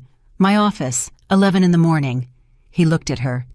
You signed page 11 without reading it, Margaret said. And I have thought about that morning approximately once a month for 15 years, and do you know why? Because I watched you do it. I watched you sign away the entire foundation of your life in 9 seconds because you had a lunch, and I remember thinking this man isn't a thief. A thief would have read it. Then what am I? You're a man who never believed his wife was a person who might one day be standing somewhere he couldn't see. At 2:20, Ethan asked the question, Are you going to testify? Claire didn't hesitate. Yes. He nodded. He'd known. He'd known since a parking garage. Okay. That's it. Okay. What do you want me to say, Claire? He wiped his face with the flat of his hand. You wrote it. That's the whole testimony. You're going to sit in a room and say a true thing. I've been screaming for 15 years, and the only person who ever told the truth about that company is going to say 4 sentences and it'll be over. He laughed, and it was terrible. That's not revenge. That's just the record getting fixed. Ethan. Yeah. There's one more thing, and I need you to hear it from me and not from a lawyer. Okay? At 2:23, Claire said, I gave them a condition. I heard. Gerald, Dana, Marcus, Walter. He almost smiled, and it was the saddest thing in the room. Walter. His granddaughter's name is Simone. I know that now. Ethan pressed his thumbs into his eyes. I know it now. They said yes, Claire said. The whole building stays clean, every one of them. 1,100 people, Ethan, and not one of them goes down with you. Good. You don't understand what I'm telling you. He looked up. Everybody's protected, Claire said. That's the shape of it now. There's exactly one person in this entire thing standing by himself with nothing around him. At 2:25, Ethan Parker understood. Me. You. And that's... He stopped. Swallowed. Claire, is that what you wanted? No, Claire said. That's what you built. At 2:27, he said, how long? Margaret, that's not my area, Margaret said, but I've been doing this a long time, and I'll tell you what I'd tell a client. With the 2018 email, you're not fighting whether. You're fighting how long. Cooperation matters. Restitution matters. And there's one thing that matters more than either. What? Whether you make her sit in that chair, Margaret said. At 2:28, the room went absolutely silent. What? You heard me. Margaret. You have a right to a trial, Mr. Parker. And if you take it, Claire sits in a witness box for 2 days, and 11 federal attorneys make her explain line by line in public, on the record, how she built the thing you took while you sit 12 feet away, and every reporter in this country writes about the marriage. Margaret closed her legal pad. That's your right. Nobody can take it from you. That's the last thing you own. At 2:30, Ethan Parker looked at his wife. Claire, don't. Claire, look at me. She looked at him. I'm not going to make you sit in that chair, he said.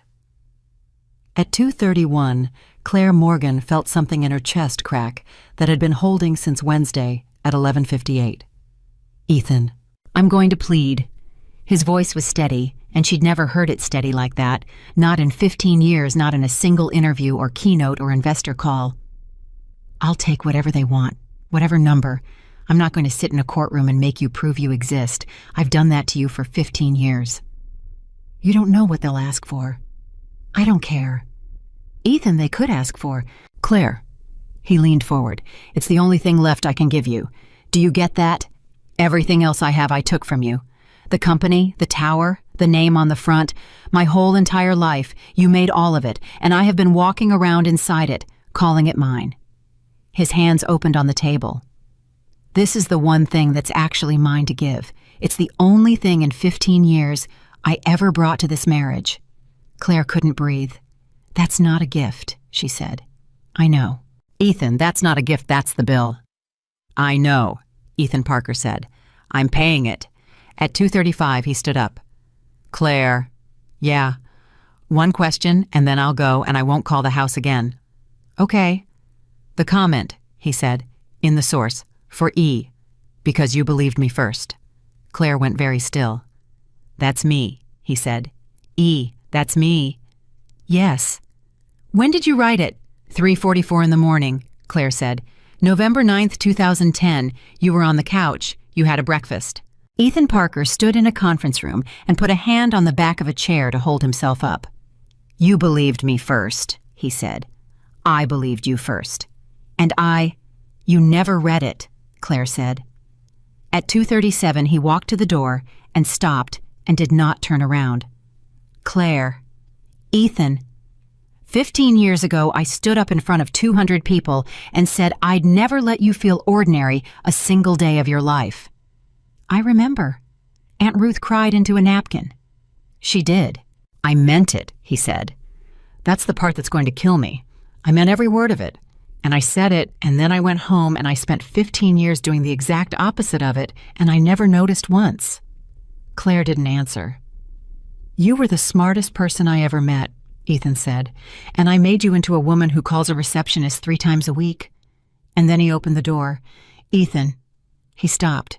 Claire's voice came out of somewhere she didn't recognize. Go be brilliant, she said. He put his forehead against the doorframe for a second. Just one. Then he left. At 2:44, Margaret Reed poured 2 fingers of something out of a bottle in her desk drawer and pushed one across to Claire, who didn't drink, and took it anyway. You okay? No. Good, Margaret said. That was the right answer. Claire held the glass with both hands. He's going to prison, isn't he? Probably. Margaret. Claire, look at me. Margaret leaned across the desk. You did not do that. I need you to hear that in a room where somebody who loves you is saying it out loud because you're going to spend the next 20 years arguing with yourself about it at 4 in the morning. She tapped the desk. You didn't do it in a hallway. You didn't do it with a signature. He did it in 11 minutes in 2018 on a phone, and the reason he did it is that he was so certain of you that he couldn't be bothered to be careful. That's not your crime. That's his. He said he'd plead. I heard. Margaret, he could have made me testify. He could have dragged me through. He had that. He had that, and he put it down. Margaret Reed was quiet a moment. Yes, she said. He did. So what does that make him? It makes him a man who did one decent thing at the end of a very long stretch of not doing them, Margaret said. And you're allowed to notice it. You're allowed to be sad about it. You're allowed to sit in your car and cry about a man who's going to federal prison for 8 years and still love the 26-year-old boy in an apartment with a broken radiator who believed you when nobody else did. She sat back. You're allowed all of it, Claire. Just don't you dare go back. At 3:10, Claire's phone rang in the parking lot. Mrs. Parker? Olivia. He called our office an hour ago. Olivia sounded like she'd been running. Through counsel. He's offering full cooperation and a plea, no trial. He waived ma'am, he waived everything. He waived it before we'd even made an offer. My supervisor's never seen that. Claire sat in her car with her hand over her eyes. I know, she said. Ma'am, I have to ask you something, and you don't have to answer. Ask. Why? Olivia said. Why would he do that? Guys like him fight. They always fight. They fight for 4 years and they write a book. Why did he do that?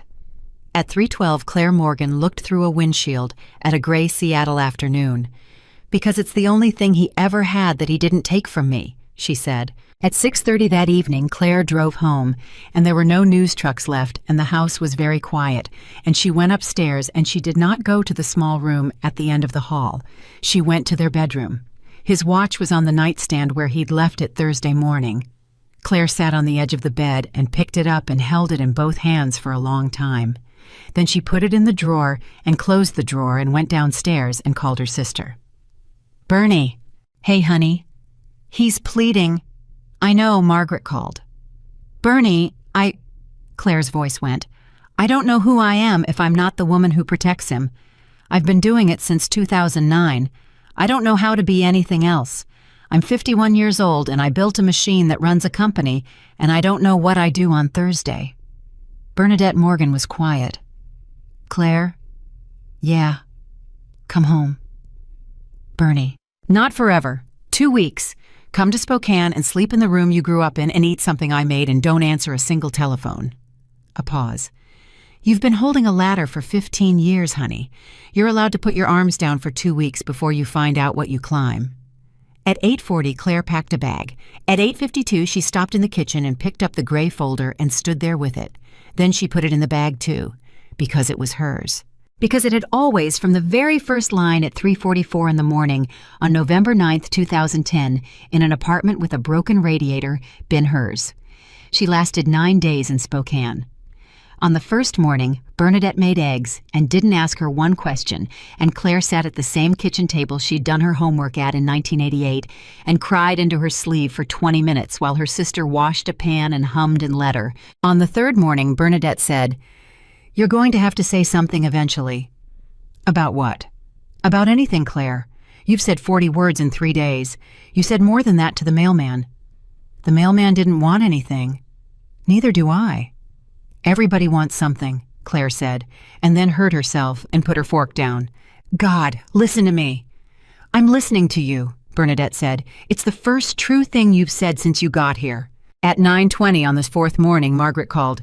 How's Spokane? Small. Good. Stay there. A rustle of paper. The board wants a meeting. No. Claire. Margaret, I said no. I know what you said. I'm telling you what they said, and then I'm going to hang up, and then you're going to think about it for 4 days and call me back and say yes, because I've known you since you were 36, and that's how you do everything. Claire looked out her sister's window at a street she'd learned to ride a bike on. What do they want? They accepted the license, unanimously, 9 minutes. I know that. That was 2 weeks ago. That's not what the meeting's about. Margaret paused. Claire, condition 2. Margaret, appointment of the trustee to the board of directors. You wrote that, in your kitchen, at 10 o'clock at night with my pen. I wrote it to hurt him. Did you? Yes. Say it again with a straight face. Claire didn't say anything. That's what I thought, Margaret said. They meet Tuesday. Gerald asked me personally. He said, and I'm quoting a 64-year-old man who I'm fairly sure was crying, he said, tell her we've been running her company for 15 years without her permission, and we'd like to start asking. At 9:24, Claire hung up and sat on her sister's porch for 2 hours. At 11:40, Bernadette came out with a coffee and didn't offer it, just set it on the rail beside her. Board seat? How do you know that? Because Margaret called me first, Bernadette said. Obviously. Bernie. Oh, don't act surprised that woman has been managing you like a portfolio since 2011. She sat down on the step. You going to take it? No. Why not? Because I don't know how to be in a room like that. Claire. I don't. Bernie, I'm not being modest. I'm telling you a fact about myself. I know how to solve things. I know how to sit alone at a table at 4 in the morning and make something work that shouldn't work. I've never once had to convince anybody of anything. That was his job. That was the whole arrangement. She wrapped her hands around the mug. I built a machine and he built a story, and the story is what they bought. Bernadette was quiet a second. Can I say something mean? When has that ever stopped you? That's the smartest thing you've ever said, and it's also completely full of it, Bernadette said. You want to know why? Because you convinced somebody once. You convinced a 27-year-old kid with holes in his shoes that a thing nobody had ever built could be built, and you did it so well that he spent 15 years believing he'd thought of it himself. She stood up. You didn't fail to convince anybody, honey. You succeeded so completely you disappeared. At 6:15 on the 9th evening, Claire packed the bag. That's it. That's it. 9 days. I was promised 2 weeks. Bernie. I know. Bernadette folded her arms in a doorway. Go. At 8:50 Tuesday morning, Claire Morgan walked into the lobby of a building with her husband's name on the front of it, and Walter came around the desk so fast he knocked over a cup of pens. Mrs. Parker. It's Morgan, she said. It's always been Morgan, actually, on everything legal. He never noticed that either. Walter looked at her for a second. Then he laughed. Out loud, hard in a marble lobby, the first laugh anybody had gotten out of that building in 3 weeks. Ms. Morgan. Hi, Walter. Ma'am, I've got to say a thing, and if I don't say it now, I'm going to lose the nerve. Say it. 11 years I stood at that desk, Walter said. And every time you came through that door, I thought to myself, that is the nicest woman who has ever walked into this building, and what a shame it is that she married that man. Walter. And I was wrong, he said. You're not the nicest woman who ever walked into this building. You're the one who built it.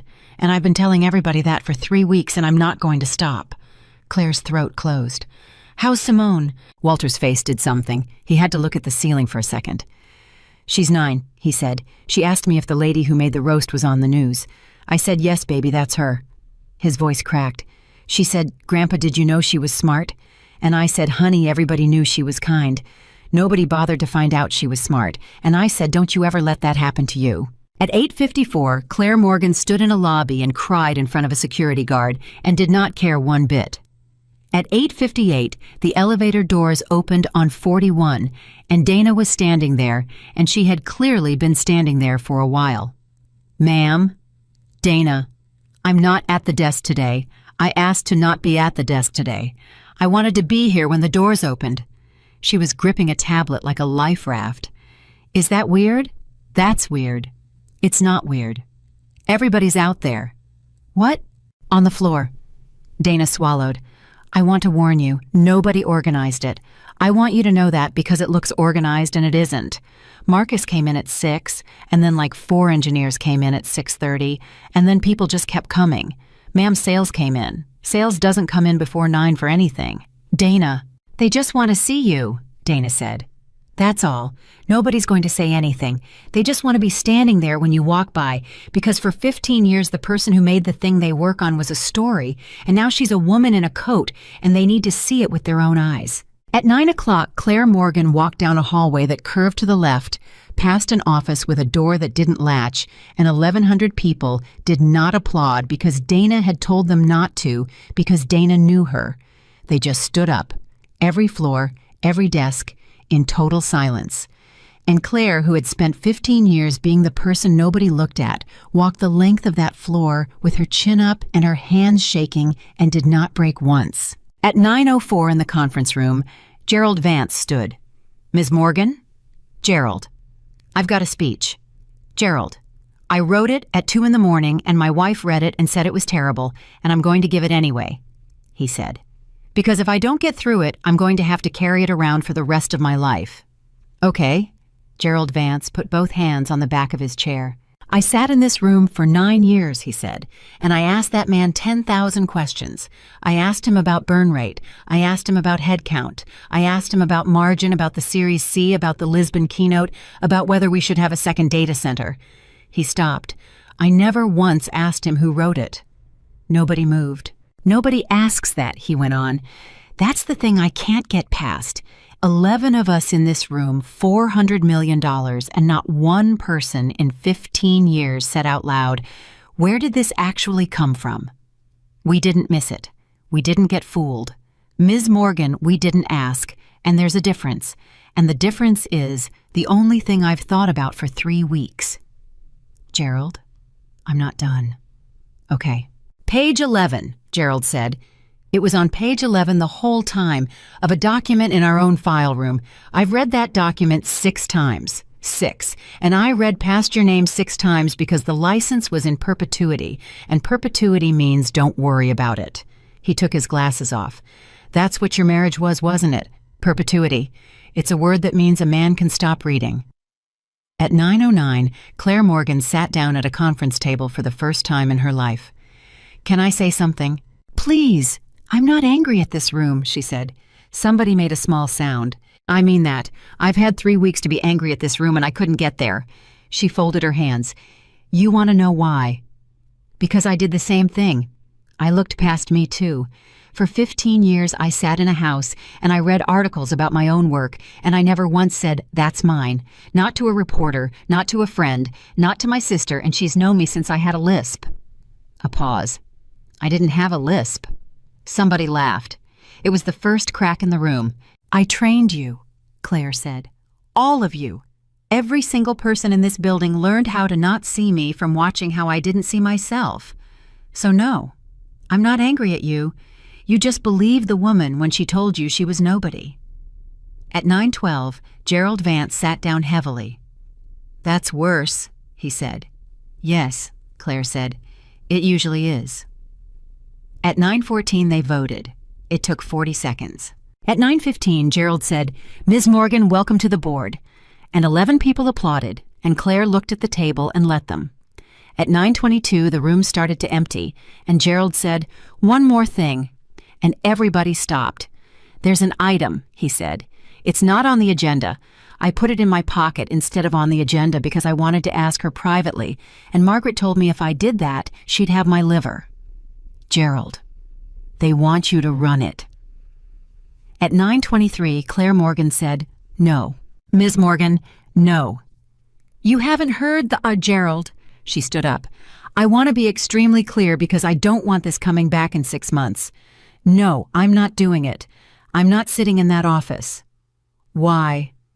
Because that office is where he told a stranger I was comfortable being his wife, Claire said. And I am not going to spend the rest of my life proving I'm not. The room went dead quiet. That's what he'd want, she said. Do you understand that if I take that chair, then he's still the measurement? Every day for the rest of my career, I'd be answering him, and I'm done answering him. I answered him for 15 years. At 9:25, Gerald Vance said the thing nobody expected. Then what do you want? At 9:26, Claire Morgan discovered she had absolutely no idea. At 11:40, she found herself standing on the engineering floor without exactly deciding to. Ma'am. Marcus Whitfield came around a pillar and nearly dropped a laptop. Ma'am, hi, sorry, are you lost? Do you need Dana? Said you were upstairs. I didn't think you'd... Marcus. Yes, ma'am. Show me the colonel. Marcus Whitfield stopped moving entirely. Ma'am, show it to me. You, he blinked. Ms. Morgan, you wrote it. I wrote it in 2010, Claire said. I haven't looked at it since 2013. I've spent 13 years being told at dinner parties what my own work does. At 11:44, Marcus pulled up a chair for her and then didn't know what to do with his hands. At 11:46, Claire Morgan read her own code for the first time in 13 years.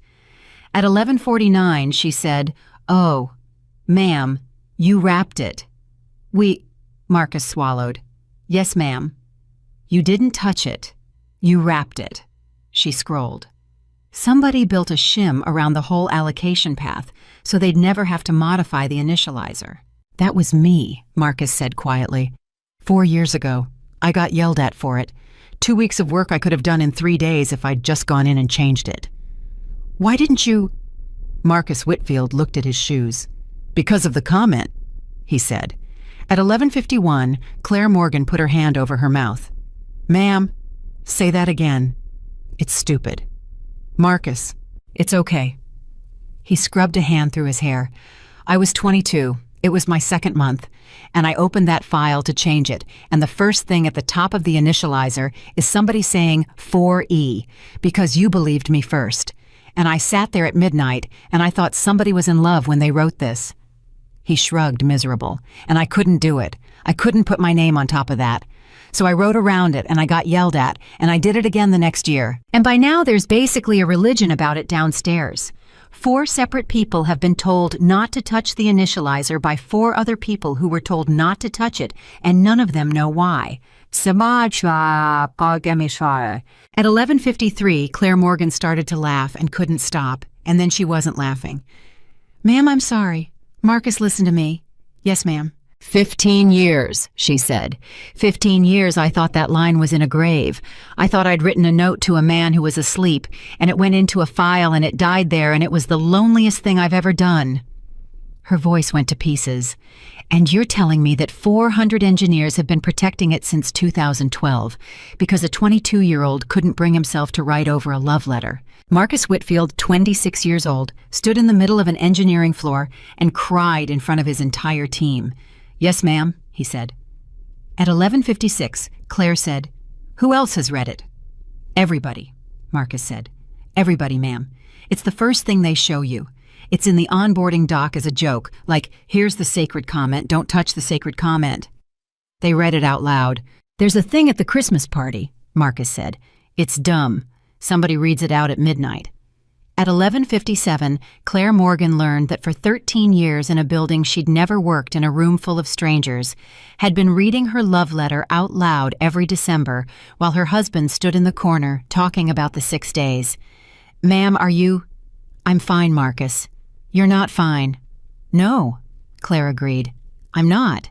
At 1:20 that afternoon, in a stairwell on the 38th floor, because she couldn't do it anywhere else, Claire called Olivia Chen. "Mrs.—" A pause. "Ms. Morgan? You heard?" "Ma'am," everybody heard. "It's a lobby with a marble floor, sound travels." "You were there?" "I was in the back," Olivia said. "I'm not supposed to be in that building anymore. I came anyway." "Why?" The pause was long. "Because in 9 years of doing this job," Olivia said, "I've never gotten to see the good part. I show up, I take 400 hours of tape, somebody goes to prison, and then I go home and get a new file. Nobody's ever standing up when I leave." Her voice caught just once. "I wanted to see somebody stand up." At 1:24, Claire said, "How is he?" Olivia didn't answer right away. "Ma'am, I'm not asking as a witness." "I know what you're asking as," Olivia said. "That's the problem." "Olivia," a long breath. "He's cooperating," she said. "Fully, completely. Ms. Morgan, he's cooperating so hard my supervisor thinks it's a strategy, and I've had to tell her twice that it isn't." "How do you know it isn't?" "Because a strategy has a ceiling," Olivia said. "He blew through the ceiling in the second week. He gave us 3 things we didn't have, and one of them we'd never have found, and it added 14 months to his own exposure. And his attorney put it on the record that he advised against it, and he did it anyway." Claire sat down on a concrete step. 14 months. "Yes, ma'am." "He added 14 months to his own—" "Yes, ma'am." "Why?" "I asked him," Olivia said. At 1:27, Claire Morgan stopped breathing. "You asked him?" "Off the record, in a hallway. It was probably a mistake." Olivia's voice was very careful now. "I said, 'Mr. Parker, you understand you just handed us 14 months of your own life for nothing.' And he said, 'It's not for nothing.'" "What did he mean?" I said the same thing. I said, "What does that mean?" A pause. And he said, "Every one of those months is a month I don't have to be a man who took something." At 1:29 in a stairwell, Claire Morgan put her forehead on her knees. "Miss Morgan, I'm here. There's more, and I don't know if you want it. Give me all of it." "He asked us to do something," Olivia said. "In the plea. It's not standard. My supervisor had to call DC." "What?" "He asked that the correction go in the judgment," Olivia said. "Not a press release, not a statement. The actual judgment, the paper that gets filed, the thing that exists in the record of the United States forever." A breath. "He wanted a finding of fact, signed by a federal judge, stating that Claire Elizabeth Morgan is the sole author of the core technology of Parker Global Solutions. At 1:31, Claire said, "That's not—" "It doesn't help him," Olivia said. "Ma'am, I want to be extremely clear because I know how your brain works now. It doesn't reduce a day. It doesn't move a number. It's not leverage. It's not mitigation. My supervisor literally said, 'What's he getting for this?' And the answer is nothing." A pause. "He's spending his last piece of paper on your name." At 1:33, Claire Morgan sat on a concrete step in a building she'd built and made a sound she'd only made once before in a hallway at 11:58 in the morning. At 3 o'clock on the 14th of October in a federal courtroom, Ethan Parker pled guilty to securities fraud and wire fraud. Claire sat in the fourth row. Margaret had told her not to. Bernadette had told her not to. Bernadette had driven 4 hours to tell her not to, and then sat down next to her without another word and held her hand through all of it. At 3:14, the judge asked Ethan Parker if he understood the rights he was giving up. "Yes, Your Honor." "Has anyone threatened you or coerced you into this plea?" "No, Your Honor." "Has anyone promised you anything in exchange?" "No, Your Honor." "Mr. Parker, I wanted to be certain about one item because in 19 years on this bench, I've never had it requested." A rustle of paper. "You've asked the government to include a finding of fact regarding authorship. Do you understand this finding provides you no benefit whatsoever?" At 3:16, Ethan Parker said, "I understand, Your Honor. You understand it may increase your exposure by establishing knowledge. My attorney explained that, Your Honor. And you're asking for it anyway." "Yes, Your Honor." "Why, Mr. Parker?" At 3:17, Ethan Parker turned around in a federal courtroom and looked at the fourth row. "Because she wrote it, Your Honor," he said, "and there's no other place left where that gets written down." At 3:18, Bernadette Morgan squeezed her sister's hand so hard it left a mark that lasted 4 days. At 3:40, it was over. At 3:44, and Claire noticed the time, and would notice it every year for the rest of her life, the judge said the number. 68 months. At 3:45, Ethan Parker was permitted to speak before he was remanded. "Your Honor, may I say one thing to my wife? Mr. Parker, that's not—" "Your Honor, please." At 3:46, a 19-year federal judge did something she had never done before and would never do again. "Briefly," she said. Ethan Parker turned around. "Claire!" And Claire Morgan, in the fourth row of a courtroom in Seattle, did not look away. "I read the comment," Ethan said. The whole room went still. "Last week, in a room with my attorney and a laptop, Marcus printed it out and gave it to Olivia, and Olivia gave it to my lawyer, and I sat in a room and I read it for the first time." His voice was steady. It was the steadiest it had ever been in his life. 16 years late. That's the whole story, Your Honor. That's the entire thing. 16 years late. "Mr. Parker." "That's all," Ethan said. "That's it. That's all I wanted to say." At 3:48, they took him. At 3:52, in a hallway outside a federal courtroom with 40 reporters behind a rope and Margaret Reed's hand on her back, Claire Morgan stopped walking. "Claire, keep moving." "Margaret, honey, keep moving. They're not going to—" "Margaret, I want to say something." At 3:53, Margaret Reed, 71 years old, 2 dead husbands, 40 years of telling clients to say nothing, looked at Claire Morgan's face and said, "Then say it." Claire turned around. 40 microphones came up at once. At 3:54, she said 11 sentences that ran on every network in the country by 6 o'clock. "My name is Claire Elizabeth Morgan," she said. "In 2010, in an apartment with a broken radiator, I wrote a routing kernel that has run without failure for 16 years. I did it at a card table. I did it at 3 in the morning. Nobody helped me, and nobody watched me, and for 15 years nobody knew." The hallway was completely silent. "I'm not going to stand here and tell you my husband stole it," she said. "He didn't steal it. I handed it to him. Every day, with both hands. For 15 years, I told a room full of the smartest people in this city that I was nobody, and they believed me because why on earth wouldn't they?" Somebody in the back said, "Ms. Morgan, I'm not finished." They shut up. "There's a woman watching this," Claire said. "Probably a lot of them. She's 50-something. She's in a kitchen. She's got a landline in the wall because it's the only thing in the house he didn't redecorate. And somewhere in her house there's a folder with her name on it. A degree, a patent, a manuscript, a business.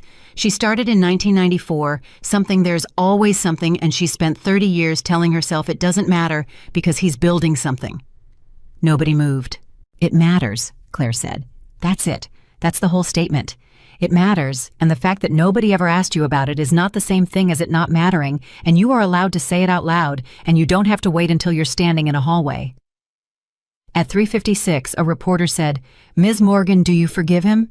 At 3:57, Claire Morgan said, "That's not your business," and walked away, and it was the single most quoted sentence of her life.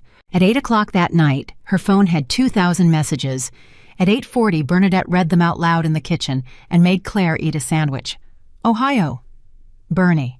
"Shut up, I'm reading. Ohio." "Ms. Morgan, I have a patent from 1988 in a drawer. My husband died in 2011. I never told anyone. I'm 73 years old and I'm telling you." Bernie. "Georgia. I stopped my dissertation in 1996, watching from Savannah." Bernadette scrolled. "Arizona, Manitoba. There's one from Ireland, Claire." "Stop." "Nope." Bernadette kept reading. "Watching from Cork. I run a bakery. I designed the ovens." At 8:44, Claire Morgan put her head on her sister's kitchen table and laughed until she couldn't breathe. At 9:10, she said, "I know what I want." "What?" "Gerald asked me what I want, and I didn't have an answer, and I've had an answer for 4 hours, and I've been too scared to say it out loud." Bernadette set the phone down. "Say it out loud." At 9:11, Claire Morgan said, "I want to build again." At 10:02 the next morning, in a conference room on the 41st floor, Claire Morgan told a board of directors that she would not be their CEO. "Ms. Morgan, I'll be your chief technology officer," she said. "I'll be on the board, I'll own the license, and you'll hire a CEO, and it'll be a real one, and I'll tell them no in that chair whenever I feel like it." At 10:04, Gerald Vance said, "Who do you want?" At 10:05, Claire Morgan said, "Marcus Whitfield." The room made a sound. "He's 26 years old," somebody said. "He's 27 in March," Claire said. "And in 2021, he spent 2 weeks of his own time writing around a piece of code because a comment at the top of it told him somebody had loved somebody, and he got yelled at for it, and he did it again the next year." She looked around the table. "You want to know what I want in a chief executive? I want the person who protects the thing when nobody's looking and nobody thanks them and it costs them a performance review. That's the whole job. That's the only part of that job that's ever mattered, and there's a boy on floor 36 who's been doing it for free since he was 22. At 10:08, Gerald Vance said, "He'll say no." "He'll say yes," Claire said. "I'll ask him twice." At 10:40, she asked him twice. "Ma'am, absolutely not." Marcus. "Ms. Morgan, I've never run anything. I ran a team of 4 and 2 of them quit." "Why'd they quit?" "Because I wouldn't let them touch the initializer." At 10:41, Claire Morgan smiled for the first time in 4 weeks. "Yeah," she said, "I know." At 11 on the 6th of December, they took the sign down. There was no ceremony. Claire had refused 3 separate proposals for a ceremony, including one with a drone. There were just 400 people who came out on the street on a cold morning because nobody told them not to, and Walter, who had asked very quietly if he could be the one to hold the door.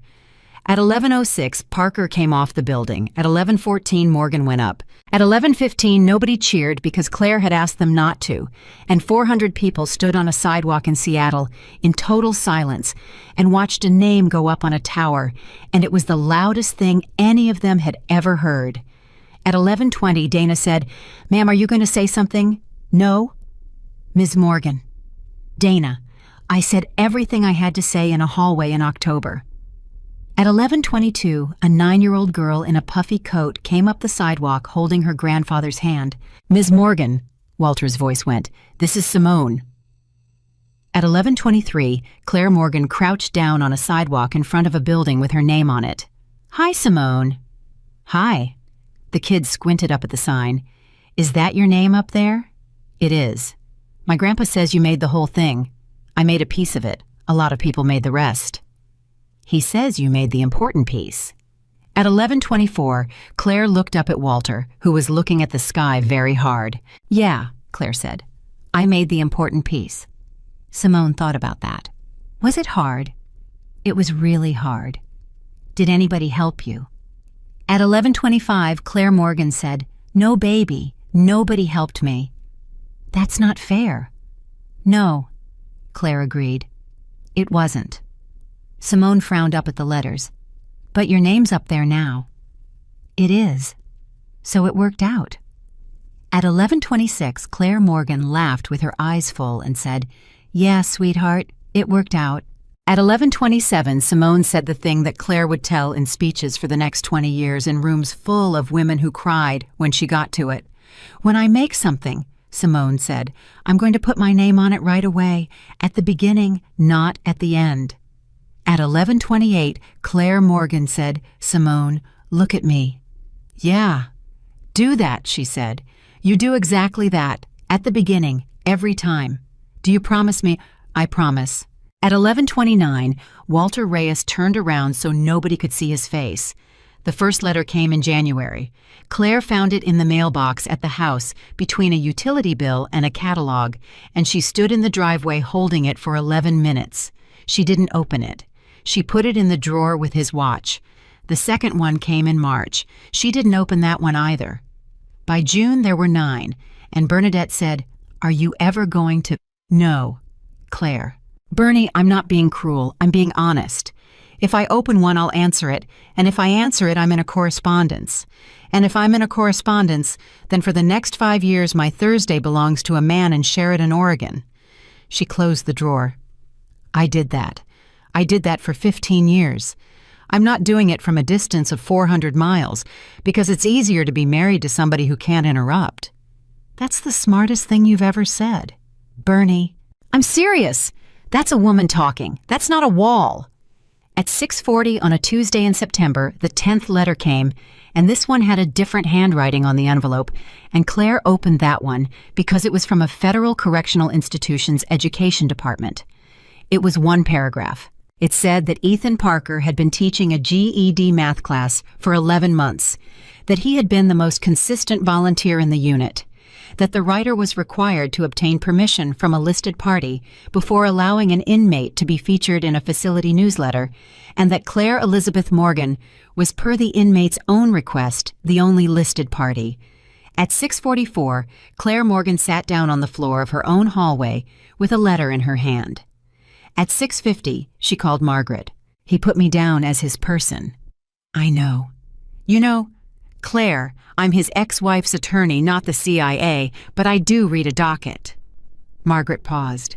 He hasn't listed anybody else in 2 years. Not his mother, not a friend, not a lawyer. Nobody's visited him. Not one person. Do you know how many people that man had in his phone? Margaret, 2,400, Margaret said. I've seen the list. It was in evidence. At 6:53, Claire said, Am I supposed to feel bad? No. Then why do I? Because you're a decent woman, Margaret said, and that's an expensive thing to be, and you've been paying full price for it since 2009. A pause. Claire, listen to me. You don't owe that man a Thursday. You don't owe him a signature. You don't owe him a visit. And if you never think about him again, that's not cruelty. That's arithmetic. But nothing. Margaret, but... At 6:55, Margaret Reed sighed, and it was the sound of a woman losing an argument she'd been having with herself for 4 decades. But he's teaching math to 19-year-olds in Oregon, and he didn't tell anybody, she said.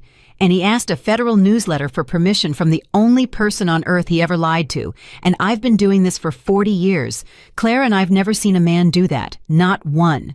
They write books, they do podcasts, they find God in a very loud way. She stopped.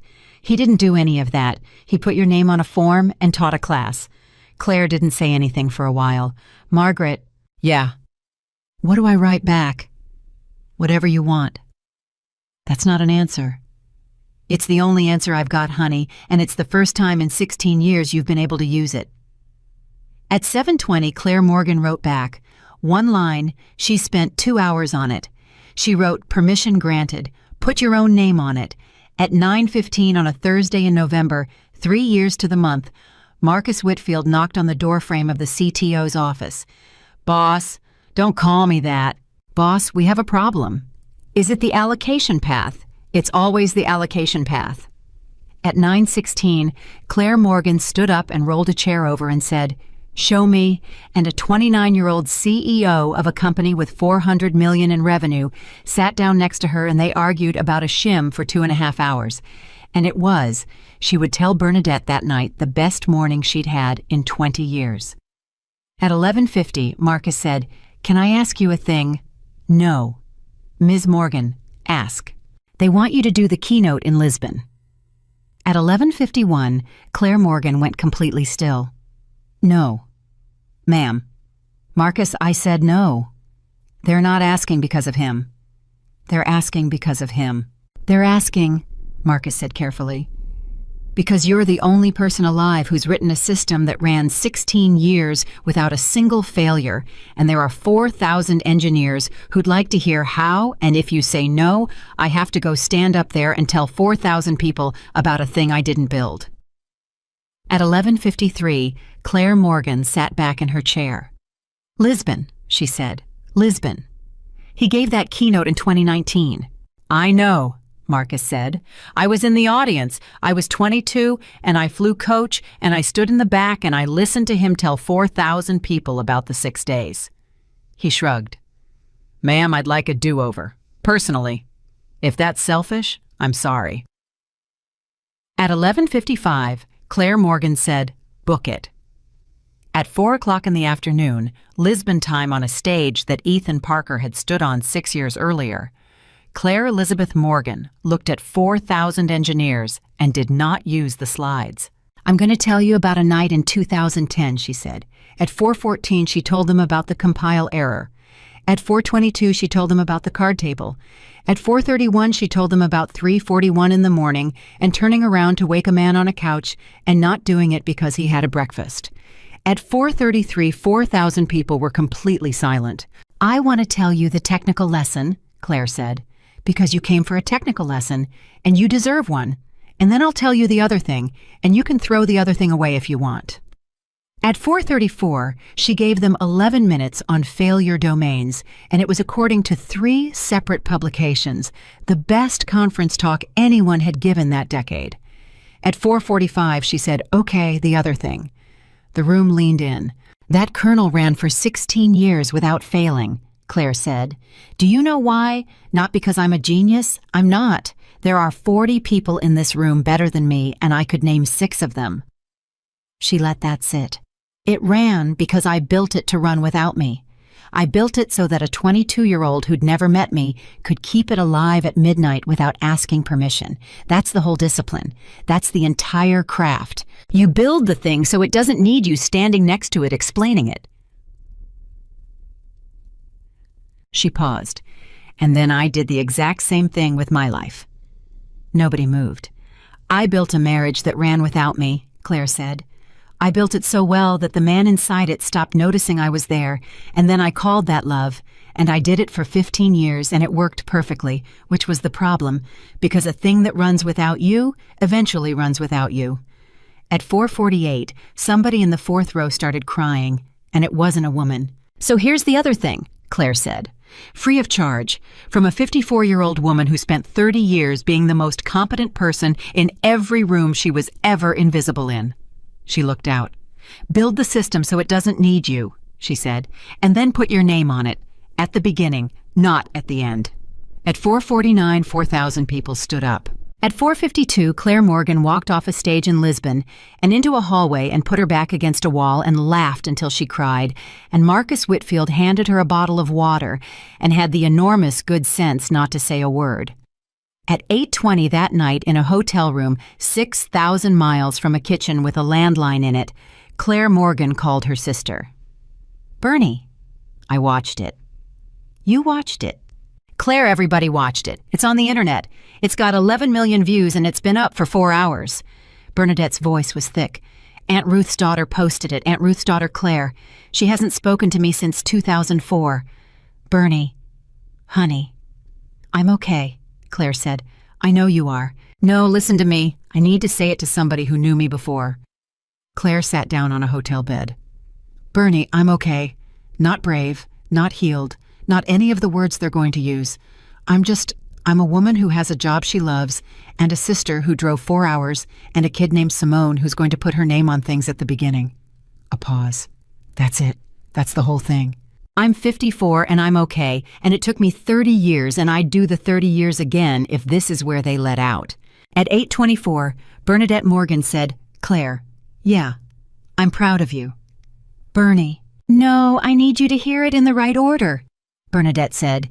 I'm not proud of you for the Colonel. I'm not proud of you for the tower or the talk or the 11 million views. I was proud of you at the card table in 2010, in an apartment with a broken radiator when nobody knew and there was no name on anything, and you did it anyway alone at 3 a.m. Her voice broke. That's when you were the best you've ever been, honey. All the rest of this is just the world finally catching up. At 8:27, Claire Morgan sat on a hotel bed 6,000 miles from home and cried for the last time about any of it. The final letter came 11 months later, forwarded from a house she'd sold. She opened it in the car. It was one line. It said, "They put my name on the newsletter." It looked strange. I've been thinking about that for a year. E. At 5:40 that evening, Claire Morgan sat in a parking garage and read it 4 times. Then she folded it and put it in the console and drove to work. She never answered it, but she kept it. Because that, in the end, was the entire truth of Claire Elizabeth Morgan. She was never a woman who took things from people. She was a woman who kept what was hers. And she had waited 15 years at a card table at 3 a.m. in an apartment with a broken radiator for one single person on this earth to say her name out loud and mean it. So she said it herself. She said it in a hallway to 40 microphones. She said it on a stage in Lisbon to 4,000 people. She said it to a 9-year-old girl on a sidewalk in the cold, and it went up in steel on the front of a building in Seattle, where it will be long after every man who ever underestimated her is dust and rumor and a footnote in somebody else's story. Claire Morgan built it. Claire Morgan owns it. And nobody will ever take her name off that wall again.